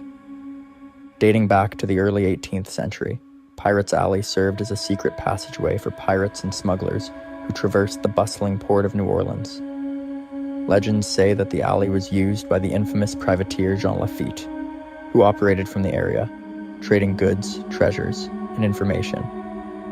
His spirit is said to linger within the shadows, ever watchful over the legacy of his escapades. One of the most intriguing spots within Pirates Alley is the Pirates Alley Cafe, a quaint establishment that captures the essence of the area. Patrons often enjoy a cup of coffee or a plate of beignets while surrounded by historical decor that tells the story of the city. However, the cafe also harbors its own share of ghostly encounters. Many visitors have reported feeling a sudden chill as they sip their drinks, with some claiming to see a figure dressed in period attire moving through the corner of their eye. Adjacent to the cafe lies the Old Absinthe House, a historic bar that dates back to 1807 and is notorious for its connection to pirate lore. It is said that Lafitte and his crew frequented this establishment, making it a hotbed for paranormal activity. Stories abound of ghostly patrons engaging in revelry long after the bar has closed for the night. Some have claimed to hear laughter and clinking glasses, while others have spotted figures seated at empty tables, enjoying drinks that only exist in the echoes of the past. As you wander deeper into Pirates Alley, the history of the area becomes palpable. The narrow passageway is lined with brick buildings and wrought iron balconies, each telling a tale of yesteryear. One such location is Muriel's Jackson Square, located just off Pirates Alley. This restaurant has its own haunted reputation, believed to be home to the ghost of a former owner who tragically passed away in the building. Patrons and staff alike have reported strange occurrences, flickering lights, doors opening and closing on their own, and even the feeling of being watched by an unseen presence. Another notable haunted location in Pirates Alley is the LaLaurie Mansion, situated nearby on Royal Street. Though not directly within the alley, its proximity adds to the overall spooky ambiance. This mansion, infamous for its brutal history involving Madame Delphine LaLaurie, is often included in ghost tours. The spirits of tortured souls are said to haunt the area, their cries echoing through the night as if seeking justice for their past suffering. If you are interested in hearing more about this haunted mansion, we have a full video just on that. As the sun sets, the atmosphere in Pirates Alley shifts dramatically. The warm glow of gas lamps casts flickering shadows against the cobblestones, and the whispers of the past seem to grow louder. Visitors report hearing ghostly footsteps trailing behind them, accompanied by the soft murmur of voices engaged in long-forgotten conversations.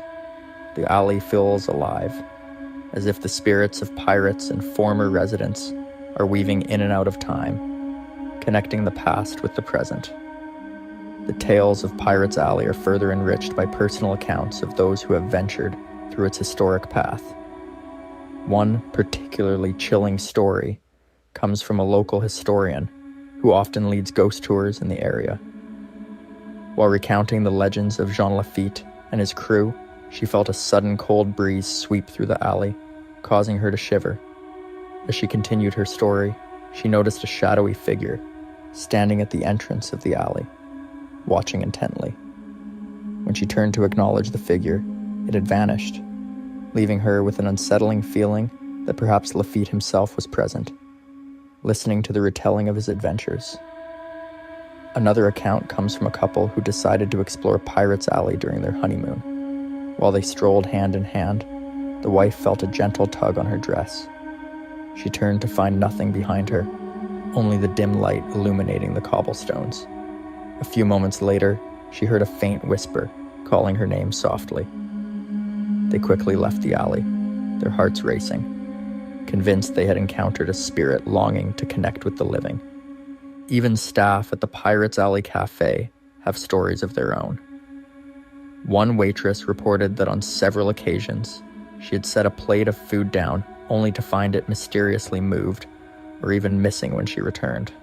Many believe the spirits of past patrons are still enjoying their meals long after the dining room has cleared. Pirates Alley stands as a vibrant slice of New Orleans culture, where ghostly tales and rich history intertwine.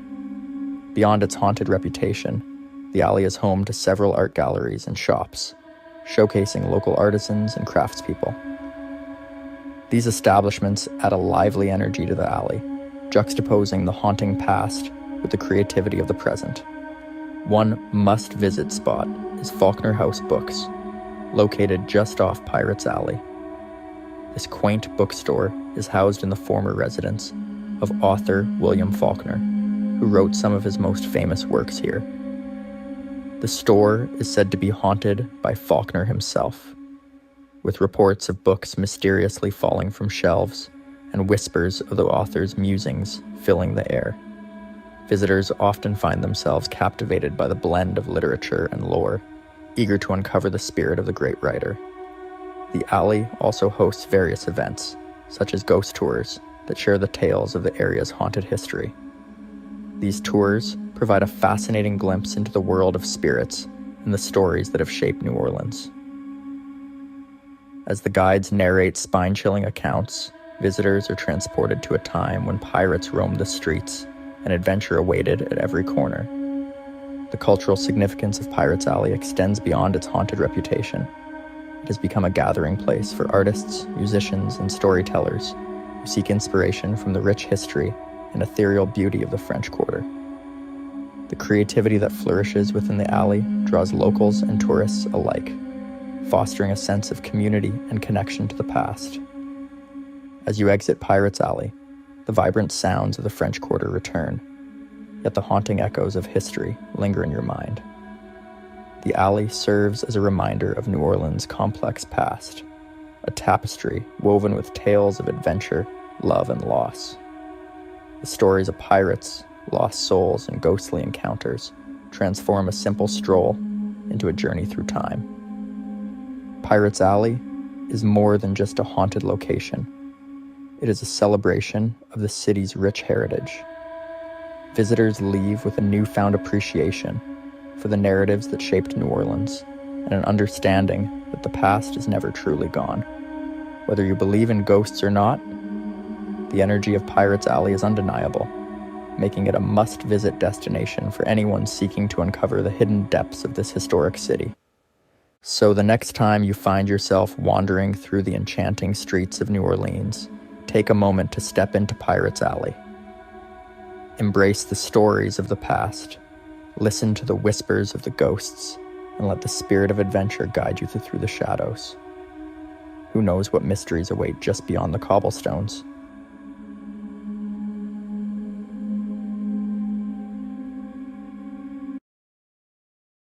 Deep in the American South, where the air is thick with humidity and history, lies the Myrtles Plantation in St. Francisville, Louisiana. This grand old mansion, with its majestic wraparound veranda, blue trim, and 20 rooms, stands on high ground like a fortress, overlooking the surrounding landscape. It might look like something out of a storybook, but the Myrtles Plantation has a history that is anything but charming. Built in 1796 by General David Bradford, the plantation has seen its share of dark and tragic events. Over the years, it has earned a reputation as one of the most haunted places in America. Visitors and ghost hunters alike are drawn to its eerie atmosphere, hoping to catch a glimpse of the supernatural. The plantation's haunted history is deeply connected to the lives of the people who lived and died there. Tales of murder, betrayal, and revenge are woven into the fabric of the house, creating a legacy of fear and ghostly encounters that persist to this day. The Myrtles Plantation is more than just an old house. It is a place where the past refuses to stay buried, and the spirits of those who suffered there still linger, unable to find peace. This is a place where the line between the living and the dead is blurred, where shadows seem to move on their own, and where the air is heavy with the presence of those who met untimely deaths. As you walk through its rooms and hallways, you can almost feel the weight of the history pressing down on you, as if the walls themselves are trying to tell you their stories. In the following parts, we will explore the haunted history of the Myrtles Plantation, uncovering the tragic events that took place here and the spirits that are said to haunt its grounds. From the mysterious death of Chloe, a house slave who sought revenge, to the tragic murder of William Winter on the front porch, the Myrtles Plantation is a place where the past refuses to be forgotten, and the spirits of the dead continue to make their presence known.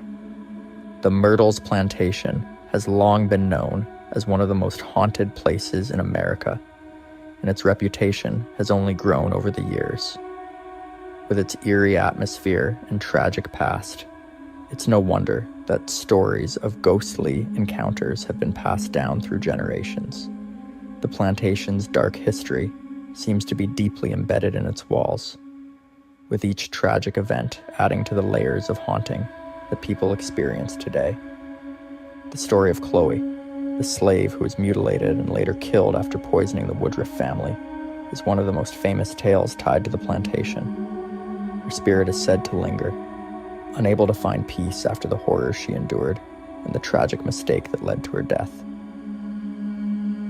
Visitors and staff have reported seeing a ghostly figure wearing a green turban, believed to be Chloe, wandering the grounds. Some say they felt her presence, a cold, unsettling feeling that sends shivers down the spine. But Chloe is not the only spirit that is said to haunt the Myrtles. The plantation has been the site of many other deaths, each one adding to its haunted reputation. After Chloe's death, the plantation passed through the hands of several owners, some of whom met grim fates. One of the most well-known tragedies involved the Winters family, who moved into the plantation after it was sold to them. William Winter, who married one of the Sterling daughters, was a respected man in the community, but his life came to a violent end. On a cold January evening in 1871, Winter was shot on the front porch by an unknown assailant. Legend has it that after being shot, he staggered inside, trying to make his way up the stairs to reach his wife. He collapsed on the 17th step where he died. To this day, visitors claim to hear the sound of heavy footsteps on the staircase, always stopping on the 17th step, just as Winter did in his final moments. The Myrtles Plantation is also said to be haunted by the spirits of children. Some believe that the souls of the Woodruff children who were poisoned by Chloe remain trapped in the house. There are reports of children's laughter, small footsteps, and even the sight of ghostly figures of children playing in the hallways.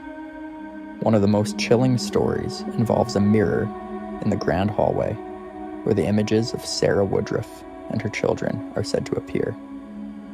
Despite numerous attempts to replace or repair the mirror, handprints and strange marks always seem to reappear, as if the spirits refuse to be forgotten. These stories have made the Myrtles Plantation a popular destination for ghost hunters and paranormal enthusiasts. Over the years, many have come to experience the hauntings for themselves, and countless visitors have left with stories of unexplained events, strange noises, and ghostly apparitions.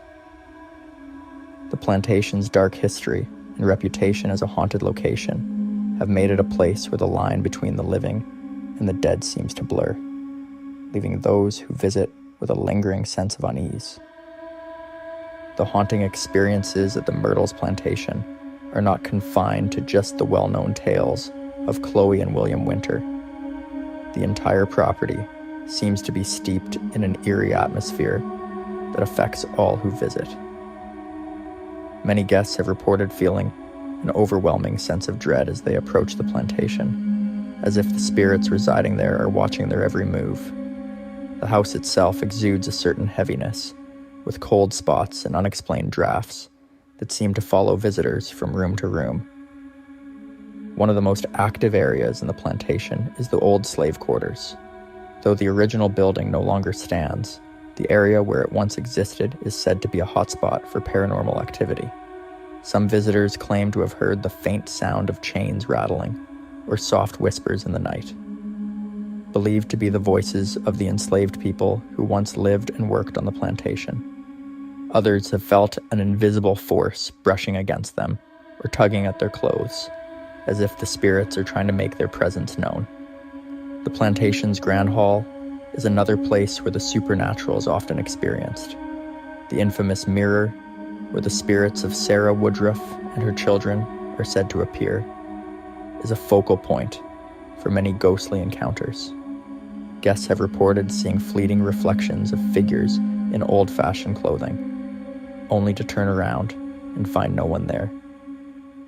Even more unsettling are the handprints that seem to appear on the glass, no matter how often the mirror is cleaned or replaced.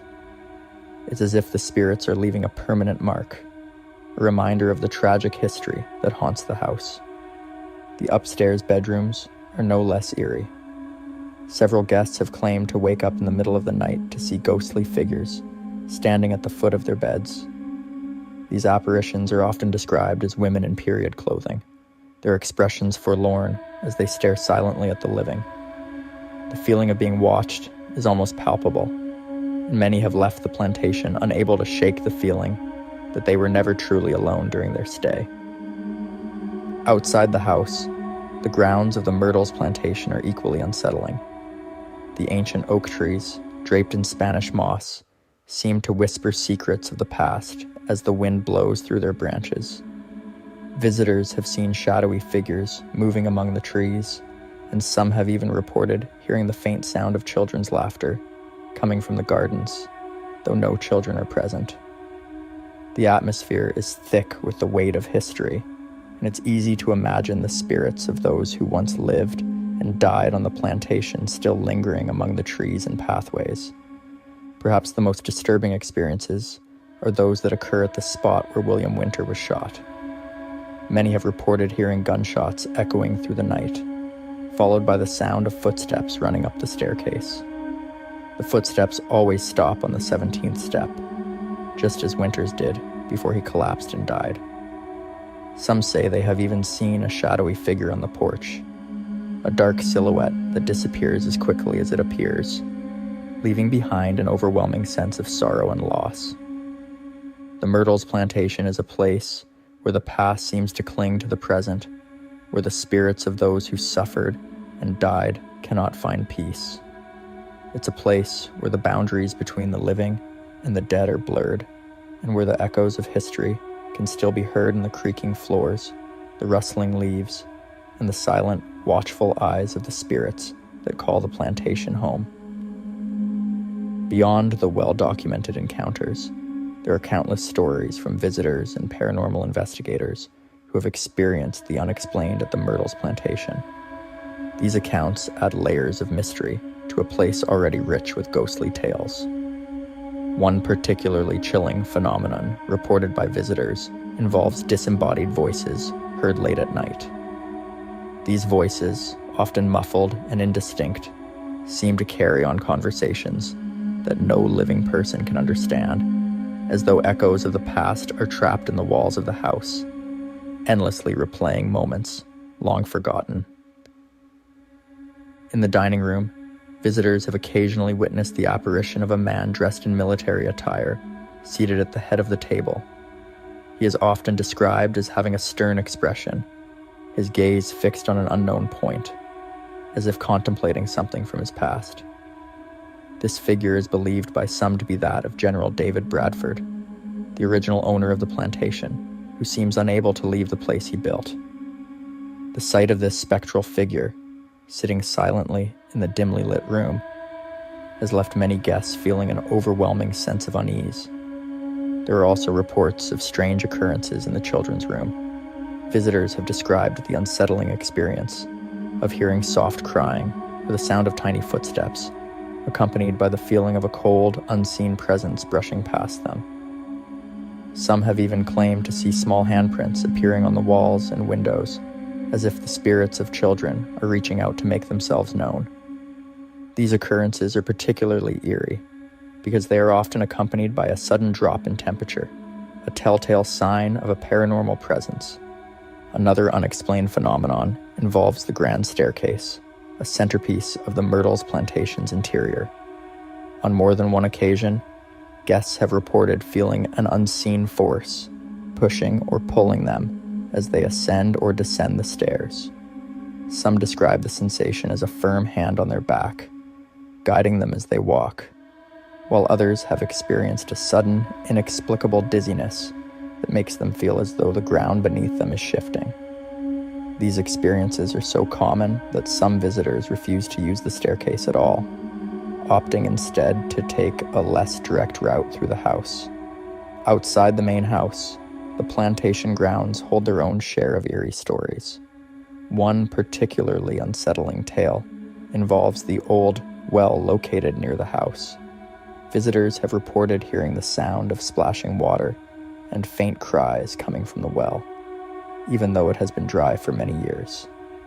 The area around the well is often described as feeling colder than the rest of the grounds, with some people reporting a sense of dread as they approach it, as if the spirits connected to the well are still trapped there, unable to move on. The Myrtles Plantation is also known for its unpredictable and sometimes violent physical manifestations. Furniture has been known to move on its own, doors slam shut without any apparent cause, and objects sometimes disappear only to reappear in strange places. These events often happen without warning, leaving those who witness them shaken and unable to explain what they have just seen. The unpredictability of these occurrences adds to the fear, as visitors never know when they might be confronted by the unknown. The plantation's reputation as a haunted location is further solidified by the numerous electronic voice phenomena, EVP recordings, captured by paranormal investigators. These recordings often reveal voices or sounds that were not heard during the time of recording, providing eerie evidence that something or someone still lingers within the walls of the Myrtles Plantation. The voices captured in these recordings range from whispers to full sentences, some sounding desperate or angry, others calm and conversational, but all contributing to the overwhelming sense that the plantation is far from empty. The Myrtles Plantation stands as a testament to the enduring mystery and intrigue that surrounds places with a dark history. Over the years, countless visitors, staff, and paranormal investigators have left the plantation with stories that defy logical explanation, adding to its reputation as one of the most haunted locations in the United States. The numerous ghostly encounters and unexplained phenomena experienced within its walls suggest that the plantation is a place where the past continues to live on, refusing to be forgotten. What makes the Myrtles Plantation particularly fascinating is not just the sheer number of ghost stories associated with it, but the way these stories seem to intertwine with the very fabric of the building itself. Each creak of the floorboards, each flicker of the candlelight, and each sudden chill in the air serves as a reminder that this is a place where history is ever present, where the boundary between the living and the dead feels particularly thin. The plantation's haunting beauty and eerie atmosphere draw people in, tempting them to explore its secrets, even as they are warned of the spirits that still roam the grounds.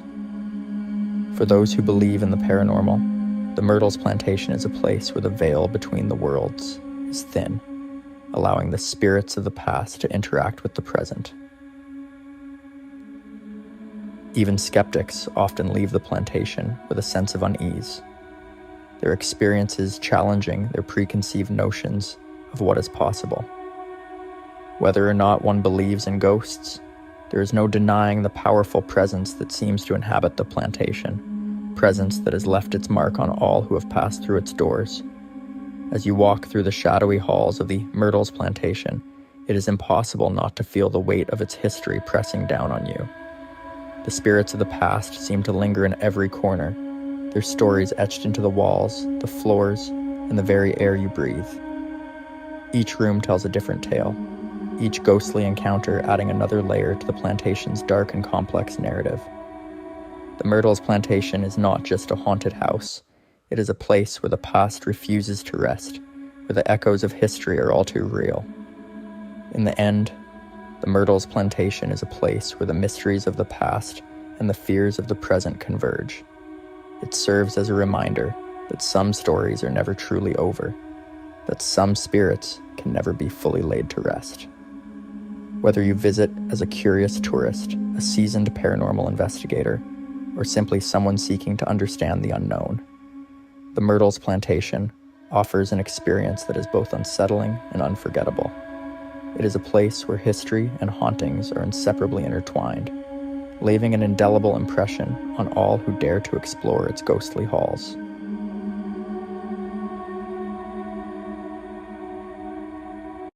New Orleans is a city brimming with mystique and the supernatural, but few places are as deeply intertwined with these elements as the grave of Marie Laveau. Tucked away in the historic St. Louis Cemetery No. 1, her final resting place draws visitors from all over the world. They come to pay their respects, to ask for favors, or simply to experience the eerie atmosphere that surrounds the grave of the woman known as the Voodoo Queen of New Orleans. Marie Laveau was born in 1801 in the heart of the French Quarter and lived a life shrouded in mystery and power. She was a free woman of color who became a legendary figure in New Orleans for her skills in voodoo, her ability to heal the sick, and her role as a spiritual leader. People from all walks of life sought her counsel, from the poor who needed help to the wealthy who had secrets they needed to keep hidden. Laveau's reputation was so great that it outlived her, with tales of her power continuing to grow, even after her death in 1881. The grave of Marie Laveau is not just a resting place, but a sacred site that has become one of the most haunted locations in New Orleans. Visitors often feel a sense of unease as they approach her tomb, a simple structure that carries the weight of countless stories and legends. Some say that her spirit still lingers in the cemetery, watching over those who dare to visit. Over the years, many people have come to her grave to leave offerings or to ask for her help, a tradition that speaks to the lasting impact she had on the city. But it is also a place where strange and unexplained occurrences are said to happen, with some claiming to have seen the ghost of Marie Laveau herself, wandering the cemetery or even walking the streets of the French Quarter. Marie Laveau's grave is more than just a historical site. It is a place where the past and the present seem to collide, where the stories of the living and the dead intertwine. In the following parts, we will delve deeper into the haunted history of this site, exploring the legends, the spirits, and the eerie encounters that have made Marie Laveau's grave one of the most haunted places in all of New Orleans. The reputation of Marie Laveau's grave as a haunted location is deeply rooted in the history and culture of New Orleans. Marie Laveau was no ordinary figure. She was a woman who wielded immense influence through her practice of voodoo, a tradition that blends African, Haitian, and Catholic beliefs. As the voodoo queen of New Orleans, she was both revered and feared, and her legacy continues to cast a long shadow over the city. After her death in 1881, Marie Laveau's grave quickly became a focal point for those seeking to connect with the spiritual world. The St. Louis Cemetery No. 1, where she is buried, is one of the oldest and most famous cemeteries in New Orleans, known for its above-ground tombs and rich history. But it is Marie Laveau's tomb that draws the most attention, both from the living and, as some believe, from the dead. Many stories have emerged over the years about the hauntings at her grave. Visitors have reported feeling an inexplicable chill as they approach her tomb, a sensation that has been described as both unsettling and awe-inspiring. Some say they have heard whispers, footsteps, or even the sound of drums, echoing the voodoo rituals that were once held in Congo Square during Marie Laveau's lifetime. The legend of the 3 X's is one of the most well-known aspects of the grave's haunted history. According to this tradition, if you want Marie Laveau to grant you a favor, you must draw 3 X's on her tomb, make your wish, and then leave an offering. If your wish is granted, you are expected to return to the grave and leave a gift in gratitude. While some dismiss this as mere superstition, others believe that the voodoo queen's spirit still has the power to influence the living, even from beyond the grave. The grave has also been the site of strange and sometimes disturbing events. There are reports of visitors feeling as though they've been touched or even pushed by an unseen force. Others have claimed to see a woman matching Marie Laveau's description, dressed in her signature turban and colorful clothes, wandering through the cemetery only to disappear suddenly. These encounters have only added to the mystique of the location, reinforcing its reputation as one of the most haunted places in New Orleans. Despite the eerie tales, or perhaps because of them, people continue to visit Marie Laveau's grave, seeking to understand the power she held in life and the influence she seems to have even in death. The haunted history of her grave is a reflection of the fear and fascination that surround not just Marie Laveau, but the city of New Orleans itself, a place where the boundaries between the living and the dead often seem to blur. In the next part, we will explore the specific places within the cemetery that are said to be haunted and the ghostly encounters that have occurred there. As we delve deeper into the eerie atmosphere of St. Louis Cemetery No. 1, the haunting presence of Marie Laveau seems to grow stronger. The cemetery, with its narrow, winding paths and above-ground tombs, has long been a place where the living and the dead coexist in an uneasy truce. But it is around Marie Laveau's tomb that the most unsettling experiences are said to occur. One of the most commonly reported ghostly encounters involves the appearance of a spectral figure believed to be Marie Laveau herself. Witnesses have described seeing a woman dressed in 19th century clothing, often wearing a white head wrap, much like the ones Marie Laveau was known to wear in life. This figure is sometimes seen walking among the tombs, her form indistinct and shimmering, as if caught between worlds.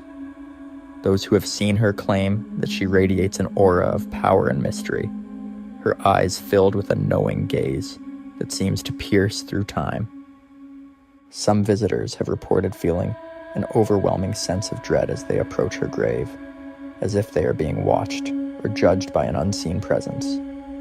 This feeling is often accompanied by sudden drops in temperature, even on the hottest days, and the inexplicable sensation of being touched or brushed by something that isn't there. For those who are sensitive to the supernatural, these experiences are a clear indication that Marie Laveau's spirit has not left the cemetery. Another chilling encounter involves the sound of footsteps and whispers that seem to follow visitors as they walk past her tomb. These sounds are often heard in the stillness of the cemetery when no one else is around, adding to the sense of unease that pervades the area. Some have even reported hearing the soft, rhythmic beat of drums, reminiscent of the voodoo rituals that were once held under Marie Laveau's guidance. The sound is faint, almost imperceptible, but unmistakable to those who have experienced it. There are also stories of objects moving on their own near her tomb. Candles, flowers, and other offerings left by visitors have been found rearranged or thrown to the ground, as if by an invisible hand. Some believe this is a sign of Marie Laveau's displeasure, a warning to those who approach her grave without the proper respect. Others see it as a playful gesture, a reminder that the voodoo queen's spirit is still very much alive and active. One particularly disturbing encounter was reported by a group of tourists who visited the cemetery on a guided tour. As they gathered around Marie Laveau's tomb, one of the tourists suddenly felt a sharp pain in her side, as if she had been jabbed by a needle. She looked down to find a small puncture mark on her skin, though there was nothing around that could have caused it. The guide, who was familiar with the legends of the cemetery, suggested that this might have been the work of Marie Laveau's spirit, a reminder of her power and her connection to the darker aspects of voodoo. These ghostly encounters, whether frightening or awe-inspiring, serve to reinforce the belief that Marie Laveau's presence lingers in St. Louis Cemetery No. 1. Her tomb is not just a final resting place, but a focal point of spiritual energy, where the boundaries between the physical and the supernatural are blurred. In the next part, we will continue to explore the real haunted places within the cemetery and the spirits that are said to dwell there, further unraveling the mysteries that surround this historic site. As we continue our journey through St. Louis Cemetery No. 1, it becomes clear that Marie Laveau is not the only spirit said to haunt these hallowed grounds. The cemetery, with its maze of crumbling tombs and sun-bleached stones, is home to a host of restless souls.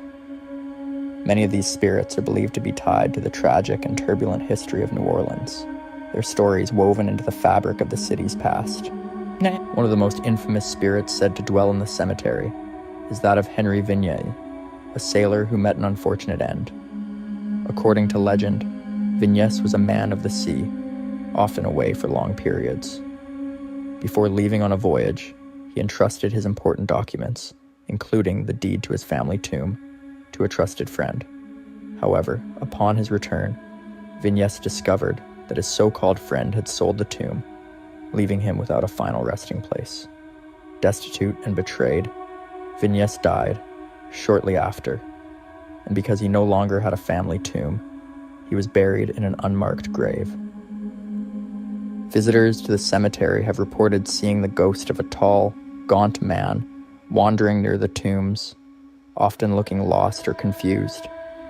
Some believe this spirit to be Henry Vignes, still searching for his rightful resting place. Those who have encountered him say he is a sad and forlorn figure, and his appearance is often accompanied by a deep sense of sorrow and longing.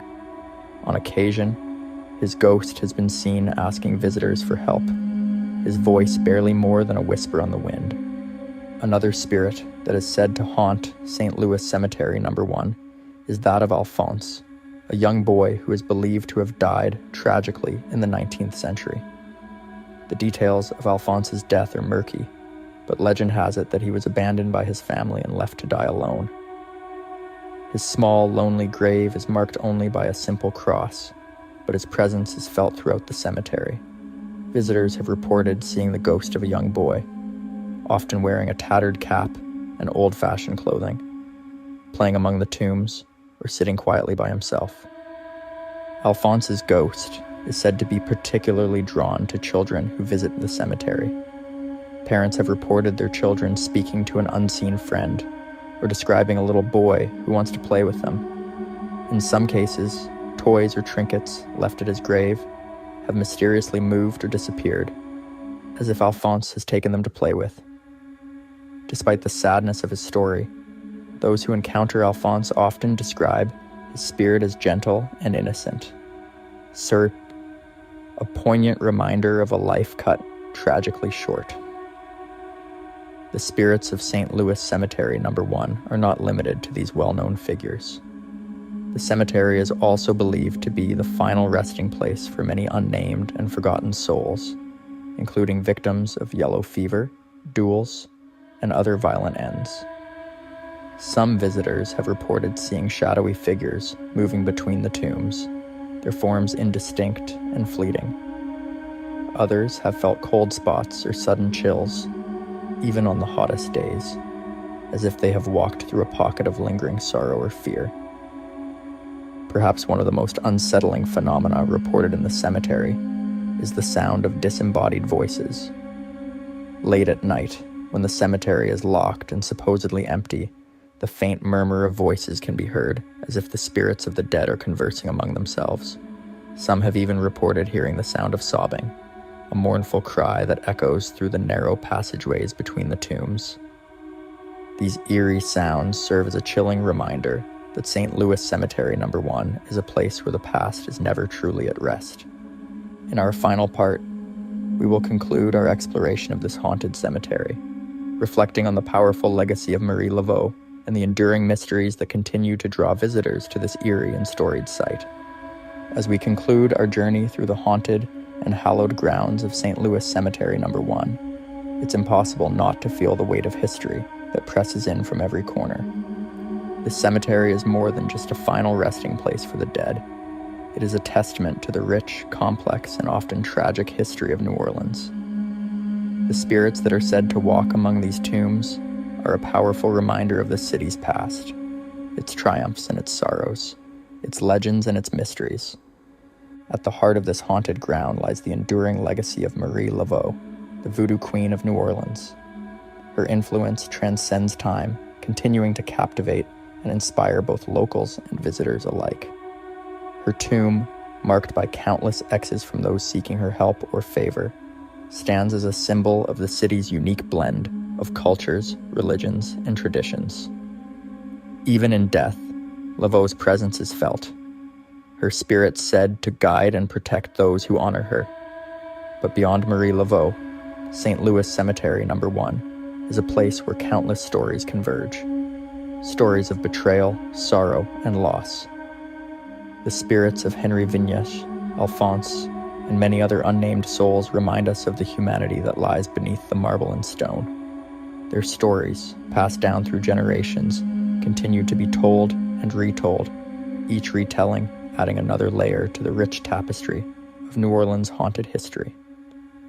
Visiting St. Louis Cemetery No. 1 is not just an exploration of the past. It is an encounter with the unseen, a brush with the supernatural. The shadows that move between the tombs, the voices that whisper in the night, and the cold spots that send shivers down your spine are all part of what makes this cemetery so deeply fascinating and profoundly eerie.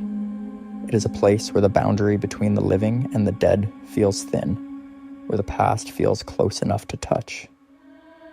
In many ways, St. Louis Cemetery No. 1 serves as a reflection of New Orleans itself, a city steeped in history, mystery, and a certain timeless charm that is both inviting and haunting. The tales of the cemetery's spirits, whether believed or dismissed, are an integral part of the city's identity, drawing in those who are curious, those who seek answers, and those who simply wish to feel a connection to something larger than themselves. As we leave the cemetery, we are left with a sense of reverence for those who have come before, for the lives lived and lost within this storied city. The spirits of St. Louis Cemetery, number the 1st of May, continue to walk among the tombs, their presence felt by those who visit. But they are also a part of the city's living history, a history that continues to be written with each passing day. Whether you believe in the supernatural or not, there's no denying the power of this place. It is a reminder that some stories never truly end, that some spirits never truly rest. And as you walk away from the cemetery, you might find yourself looking over your shoulder, wondering if perhaps, just perhaps, one of those spirits is watching you too.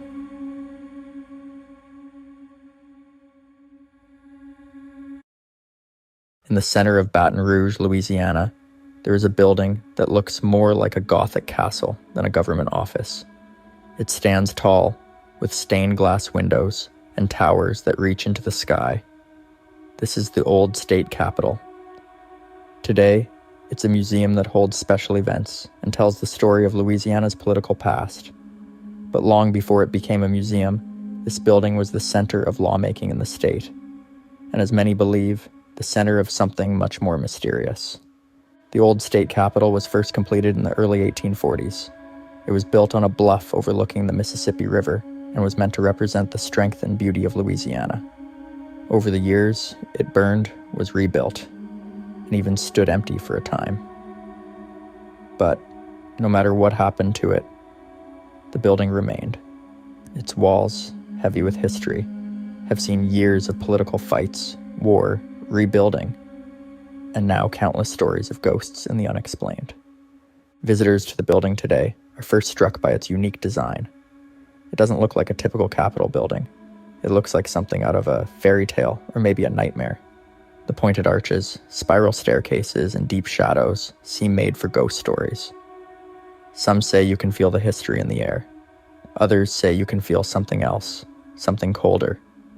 There's a heaviness inside, a sense that not everyone who's entered the building has left it behind. One of the most chilling parts of the old state capitol is the basement. During the Civil War, this part of the building was used as both a prison and a hospital for soldiers. The thick stone walls, dim lighting, and narrow halls down there make it one of the most unsettling places in the whole building. Staff who work there have said the basement often feels colder than the rest of the building, even when the temperature should be the same. Some have heard strange noises, like footsteps or whispers, when no one else is around. Even before you hear the ghost stories, the building has a way of pulling you in. The deeper you go, the more it starts to feel like something or someone is watching. Part of what makes the old state capitol so unforgettable is not just how it looks, but what it makes people feel. And as you'll see in the next part of the story, those feelings have a lot to do with who or what might still be inside. Among the many ghost stories tied to the old state capitol, one name appears more than any other: Pierre Couvillon. He was a well-known congressman from the mid-1800s and a strong voice for the people of Louisiana. Though there are different versions of how he died, one of the most common legends says he passed away from a heart attack while delivering a powerful speech inside the building. Whether or not this version is fully accurate, many believe that his deep connection to the Capitol is the reason why his spirit still lingers there today. Several strange things inside the old state Capitol have been linked to Couvillon. Some staff members have noticed large footprints suddenly appear on the Senate floor, too clear and too detailed to have been made by accident. In another part of the building, there's a display room where a bed is sometimes found oddly rumpled, as if someone had been lying on it. The theory is that Couvillon may have used that room to rest during long days in the building, and that he still visits it now and then. Security guards and museum workers have experienced other eerie events as well. One guard reported feeling a light tap on his shoulder during a nighttime check. only to find no one behind him. Others have heard footsteps echoing through the hallways when the building was believed to be empty. In some cases, motion detectors have gone off without a person in sight. When the tapes were reviewed, nothing could be seen. Just the silent halls and the steady blinking of the security lights. Visitors have reported cold spots that appear suddenly, sometimes right next to them, followed by a feeling of being watched. These are not just passing chills, but sharp, focused areas of cold that move through the rooms without warning. They are often found near the Senate chamber and other areas where Cuvion once worked. While no one can say for sure what causes them, many believe they are signs of his spirit making rounds through the building, still committed to the work he once did. The stories tied to Pierre Cuvion are some of the most well-known, but he isn't the only ghost said to walk the halls of the old state capitol. There is another spirit, one who is believed to be even older than the legends surrounding Cuvion. In the next part, we'll explore the ghost of a woman who loved the building so much in life, she may have chosen to never leave it behind. Long before the old state capitol became a museum, and even before its final restoration, a young woman named Sarah Morgan lived nearby in Baton Rouge. Born in the early 1800s, Sarah was part of a respected Louisiana family and grew up during a time of great political change and civil unrest. From the moment the old state capitol was built, Sarah was drawn to its unique Gothic style and saw it as a powerful symbol of her state's identity. Over the years, she witnessed the building suffer damage, destruction, and eventual rebuilding, but her admiration for it never faded. Sarah Morgan was not a politician or a lawmaker, but her connection to the old state capitol ran deep. It's said that she watched with pride as the castle-like structure stood tall through the years, even after being burned and rebuilt. According to local legend, Sarah once told her family she hoped to spend her afterlife in the Capitol building she had grown to love. Some believe her wish came true. In the years that followed her death, strange stories began to circulate.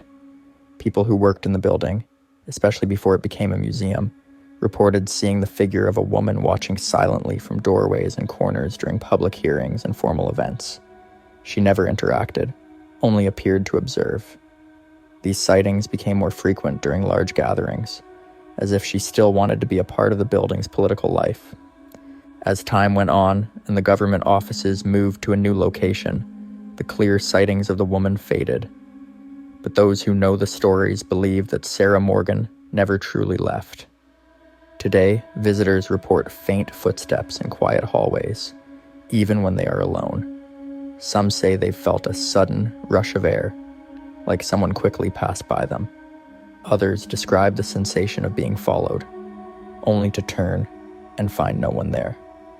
Though her ghost may no longer appear at grand political events, many believe Sarah is still keeping watch over the building she loved. Unlike the stronger, more active hauntings tied to other spirits, hers is a quiet presence, one filled with memory, emotion, and deep attachment to the place she once admired. In the next part, we'll explore the darkest corners of the building, including an area tied to suffering and pain that still leaves visitors uneasy to this day. Beneath the grand architecture of Louisiana's old state capitol lies a part of the building many visitors never expect, its basement. While the upper levels once echoed with speeches and debate, the basement tells a much darker story. During the Civil War, this lower section was used for very different purposes. At one point, it served as both a makeshift hospital and a prison for soldiers. These two roles brought pain, suffering, and in some cases, death to those held or treated there. The air in the basement feels heavy. Even without knowing the history, people say they sense something unsettling the moment they step below ground. Staff who work in the building have spoken about this area in hushed tones. Some avoid going down there alone. Others report feeling as if they're being watched or followed by an unseen presence. One person described the sensation of someone standing directly behind them, even though the hallway was empty. Few have claimed to hear distant moaning or the faint clinking of metal, sounds that match what might have occurred when prisoners were chained or when wounded soldiers cried out for help. Motion sensors in the basement sometimes activate without reason. Lights turn on when no one is in the area, and shadows appear on monitors, only to vanish when security checks the space. These reports aren't random. They have happened enough times that staff members now quietly warn new employees about the basement's strange energy. Though no single spirit is connected to this area, it's believed that the intense suffering that once took place here left a permanent mark. Unlike the upper floors, which are filled with light and grand displays, the basement remains mostly quiet and dim. Its past is not something featured heavily in museum exhibits, but it's there, in the walls and in the air. Visitors who venture down often describe a deep chill or sense of dread, even on warm days. The unease is strong enough that some refuse to return a second time. While the spirits upstairs may be tied to emotion and memory, the ones below, if they exist, seem tied to something much darker. In the next part, we'll explore how the building's haunted reputation became a central part of its modern identity, including the theatrical retelling of its ghostly past. Today, Louisiana's old state capital is no longer a place of legislation. It has transformed into a museum known as the Museum of Political History. But while it now focuses on educating visitors about the state's political past, the building has also leaned into its haunted reputation. One of its most popular features is a theatrical presentation called The Ghost of the Castle. This immersive show doesn't just entertain, it highlights the paranormal history of the building and draws directly from real ghost stories tied to the site. The show focuses heavily on one figure, Sarah Morgan. Her life, love for the building, and the eerie stories that followed her death are central to the experience. Through visual effects, storytelling, and dramatized accounts, The Ghost of the Castle lets visitors walk through the building's history while also brushing against the spirits that may still linger. It doesn't shy away from the reports of strange activity. In fact, it uses them to make the past feel alive again, or perhaps remind us that it never truly left. Outside of the show, staff often speak openly about their personal experiences. Museum workers have described lights flickering without cause and doors creaking open with no one nearby. Even some guests have reported feeling uneasy during tours, especially when they reach certain rooms. While there are no guarantees of seeing something paranormal, the reputation of the old state capital keeps ghost story enthusiasts coming back. Events like guided night tours and special seasonal presentations offer even more chances for visitors to explore the building's eerie atmosphere after dark.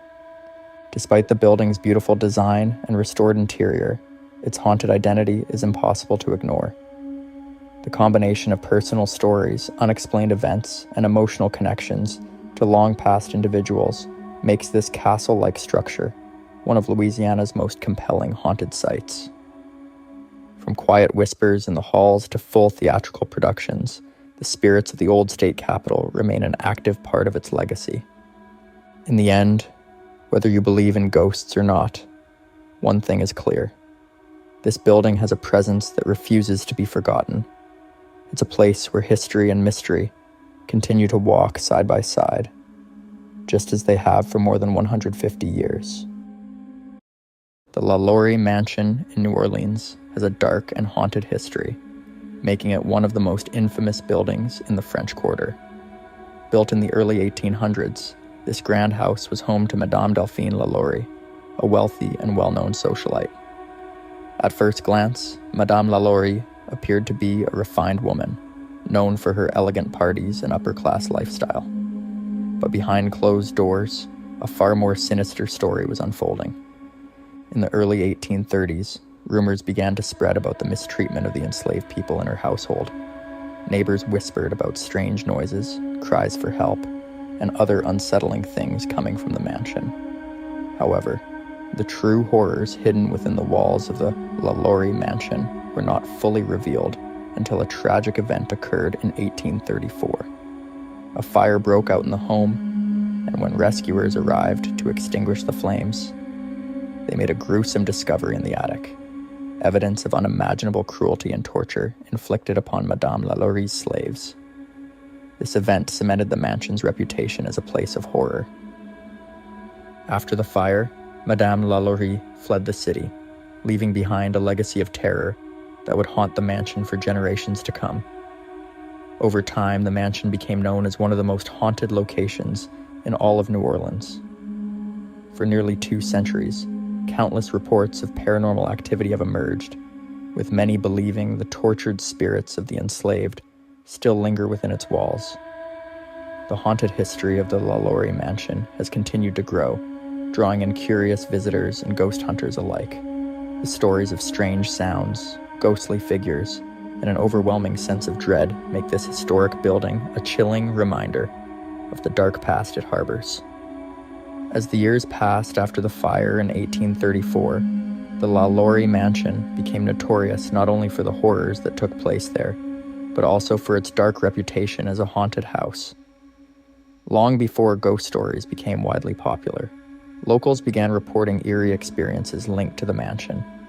Some claimed to hear mysterious footsteps echoing in the empty halls, while others spoke of strange, cold drafts sweeping through the rooms, even when no windows were open. The unsettling energy surrounding the mansion was impossible to ignore. In the late 19th century, the house was converted into an apartment building, and the stories only grew darker. Tenants would often complain of strange occurrences, such as objects moving on their own, doors slamming shut without cause, and whispers that seemed to come from nowhere. These unsettling experiences drove many to move out, and the mansion gained a reputation as a cursed place that no one could stay in for long. Even those who passed by the mansion would report feeling an overwhelming sense of dread. One particular event from the 1890s solidified the mansion's haunted reputation even further. A tenant was found brutally murdered in one of the rooms, and though the authorities suspected robbery, nothing of value was missing. It was later revealed that the man had confided in friends about being tormented by sprites or spirits. He believed that something evil lurked within the walls of the house, and his death only fueled the belief that supernatural forces had a hold over the mansion. Despite its grim reputation, the LaLaurie Mansion has remained a fixture in New Orleans. Over the years, it has changed hands multiple times, with each new owner reporting their own strange encounters.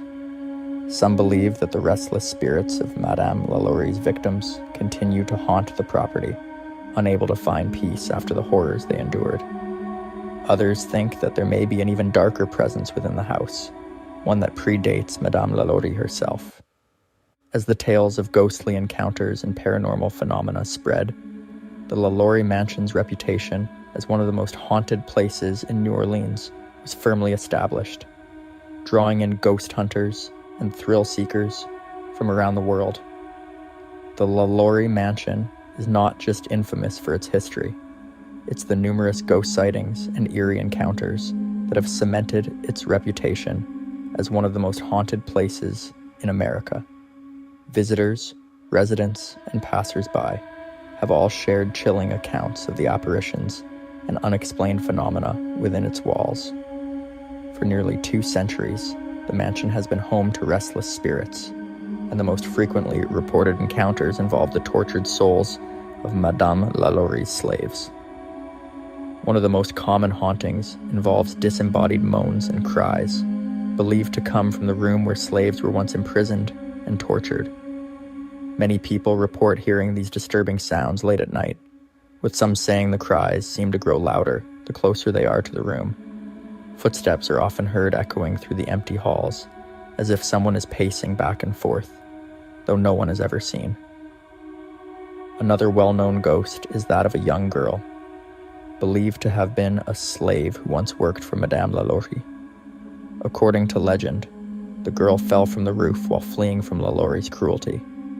Visitors often report seeing her ghost running along the roof, sometimes appearing in the courtyard below, her figure pale and translucent. Some have even claimed to hear her desperate cries for help as she relives the terrifying moment before her fall. In addition to the ghostly figures of the slaves, other spirits have also been spotted throughout the mansion. One of the most unsettling apparitions is that of a dark, shadowy figure seen in various parts of the house. This entity, described as a malevolent presence, is believed by some to be linked to a murder that occurred in the mansion in the late 19th century. Witnesses often report an overwhelming sense of dread or being watched when this shadowy figure appears. Some have even felt a sudden drop in temperature, followed by an intense pressure on their chest as if they're being suffocated by an unseen force. Other visitors have described seeing the ghost of a young boy who seems to enjoy playing tricks on the living. His mischievous spirit has been known to move objects around or tug at people's clothing. Though his presence is less menacing than others, his playful antics have startled many who have encountered him. His laughter can sometimes be heard in empty rooms, adding to the eerie atmosphere of the mansion. These ghostly sightings, combined with the mansion's tragic history, have drawn paranormal investigators and thrill seekers from around the world. While some visitors leave with only stories of strange noises and cold drafts, others claim to have seen these spirits with their own eyes, adding to the chilling legacy of the LaLaurie Mansion. The haunting activity at the LaLaurie Mansion goes far beyond the commonly reported ghostly figures. Some of the most terrifying and unexplained encounters come from those who have lived or worked within its walls over the years. For those who have ventured inside, the sense of an unseen presence is almost constant, and the atmosphere of the mansion is often described as suffocating and heavy with sorrow. One of the more disturbing hauntings involves physical contact with the unknown. Visitors have reported feeling a sudden, icy touch on their arms or backs as they walk through the mansion, even though no one is near them. Others have claimed to be scratched or pushed by an invisible force, particularly in areas of the house where slaves were once mistreated. One chilling account involved a guest who felt a sharp pain on her wrist only to discover a series of scratches forming on her skin as if inflicted by an angry spirit. The attic of the mansion, where Madame LaLaurie's most horrific acts took place, is a hotspot for paranormal activity. Many paranormal investigators who have explored this area report hearing faint whispers and chains rattling in the darkness.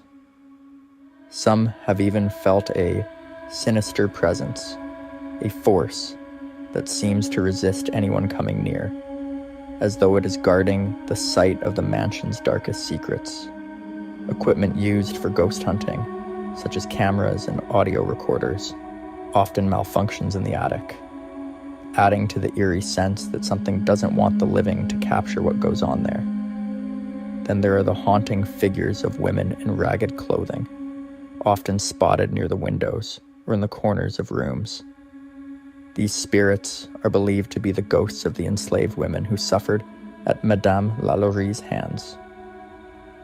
One story tells of a woman in a tattered dress who appears near the fireplace in one of the mansion's grand rooms. She is often seen with a sorrowful expression, staring silently into the flames, before vanishing without a trace. Witnesses have described a feeling of intense sadness whenever she appears, as if they are sharing in her deep, unending grief. A particularly unsettling encounter comes from the mid-19th century, when the LaLaurie Mansion was briefly used as an all-girls school. During this time, young girls reported being attacked by an invisible entity. They would show up to class with mysterious bruises and scratches on their arms and legs, claiming that a woman had harmed them. None of the girls could identify this woman, and the teachers were baffled by the incidents. Though the school was eventually closed, these disturbing occurrences added to the building's dark legend, further fueling the belief that the tormented spirits within were still lashing out at the living. There are also stories of a bricked-up window in the mansion, connected to the death of a little girl named Leia, who is said to have fallen from the roof, though her spirit is often seen running across the roof in a panic. The bricked-up window has its own spectral mystery. Passers-by have reported seeing faces looking out from the window, only to find the window sealed shut. The faces often disappear as quickly as they appear, leaving a lingering sense of unease for those who catch a glimpse. These ghostly encounters, filled with sorrow and fear, paint a haunting picture of the LaLaurie Mansion as a place where the spirits of the past remain restless. Whether through sounds, physical sensations, or fleeting glimpses of the long departed, the presence of the supernatural seems woven into the very fabric of the house. The LaLaurie Mansion's reputation as one of the most haunted places in America is well earned, with its dark past and countless ghostly encounters continuing to captivate and terrify to this day. As stories of spirits trapped in eternal unrest circulate, the mansion stands as a grim reminder of the suffering that took place within its walls. What began as an opulent home of a wealthy family became infamous for the cruelty and violence that Madame LaLaurie inflicted on those under her control. The echoes of that cruelty still seem to reverberate throughout the mansion, manifesting in the form of chilling paranormal activity. Despite its horrific history, the LaLaurie Mansion has drawn people in over the years, fascinated by its haunted legacy. It has been purchased and sold multiple times, though no one seems to stay for long. Even though the mansion has been renovated and restored, its tragic history can never be fully erased. The stories of supernatural activity persist, with many visitors claiming to have witnessed or experienced something beyond the realm of the ordinary. The mansion's eerie aura and tales of paranormal encounters have made it a popular destination for ghost hunters, curious tourists, and historians alike. What sets the LaLaurie Mansion apart from other haunted places is the sheer volume of reports. People from all walks of life, from locals to tourists to paranormal investigators, have shared their experiences. Some come seeking the thrill of encountering a ghost, while others approach with solemn reverence, acknowledging the pain and suffering that the mansion holds. Yet, nearly all leave with a lingering sense that they have stepped into a place where the past is still very much alive. The mansion's legacy isn't just about the spirits of the enslaved people or even Madame LaLaurie herself. It's a reminder of the weight that human cruelty can leave behind. For many, the mansion serves as a symbol of the unspoken horrors of history, where the dead have no peace and the living are left to remember. Whether you believe in ghosts or not, there is something undeniably unsettling about the LaLaurie Mansion, a place where the line between the living and the dead feels impossibly thin. In the end, the LaLaurie Mansion stands as both a historical site and a paranormal hotspot, blending the real horrors of its past with the ghostly legends that continue to unfold. Those who dare to visit are left wondering if the spirits of the house are reaching out to tell their stories, still waiting for justice, or simply trapped in the echo of their tragic fate. The haunted history of the mansion, intertwined with the many sightings and eerie experiences, ensures that its ghostly reputation will endure for generations to come.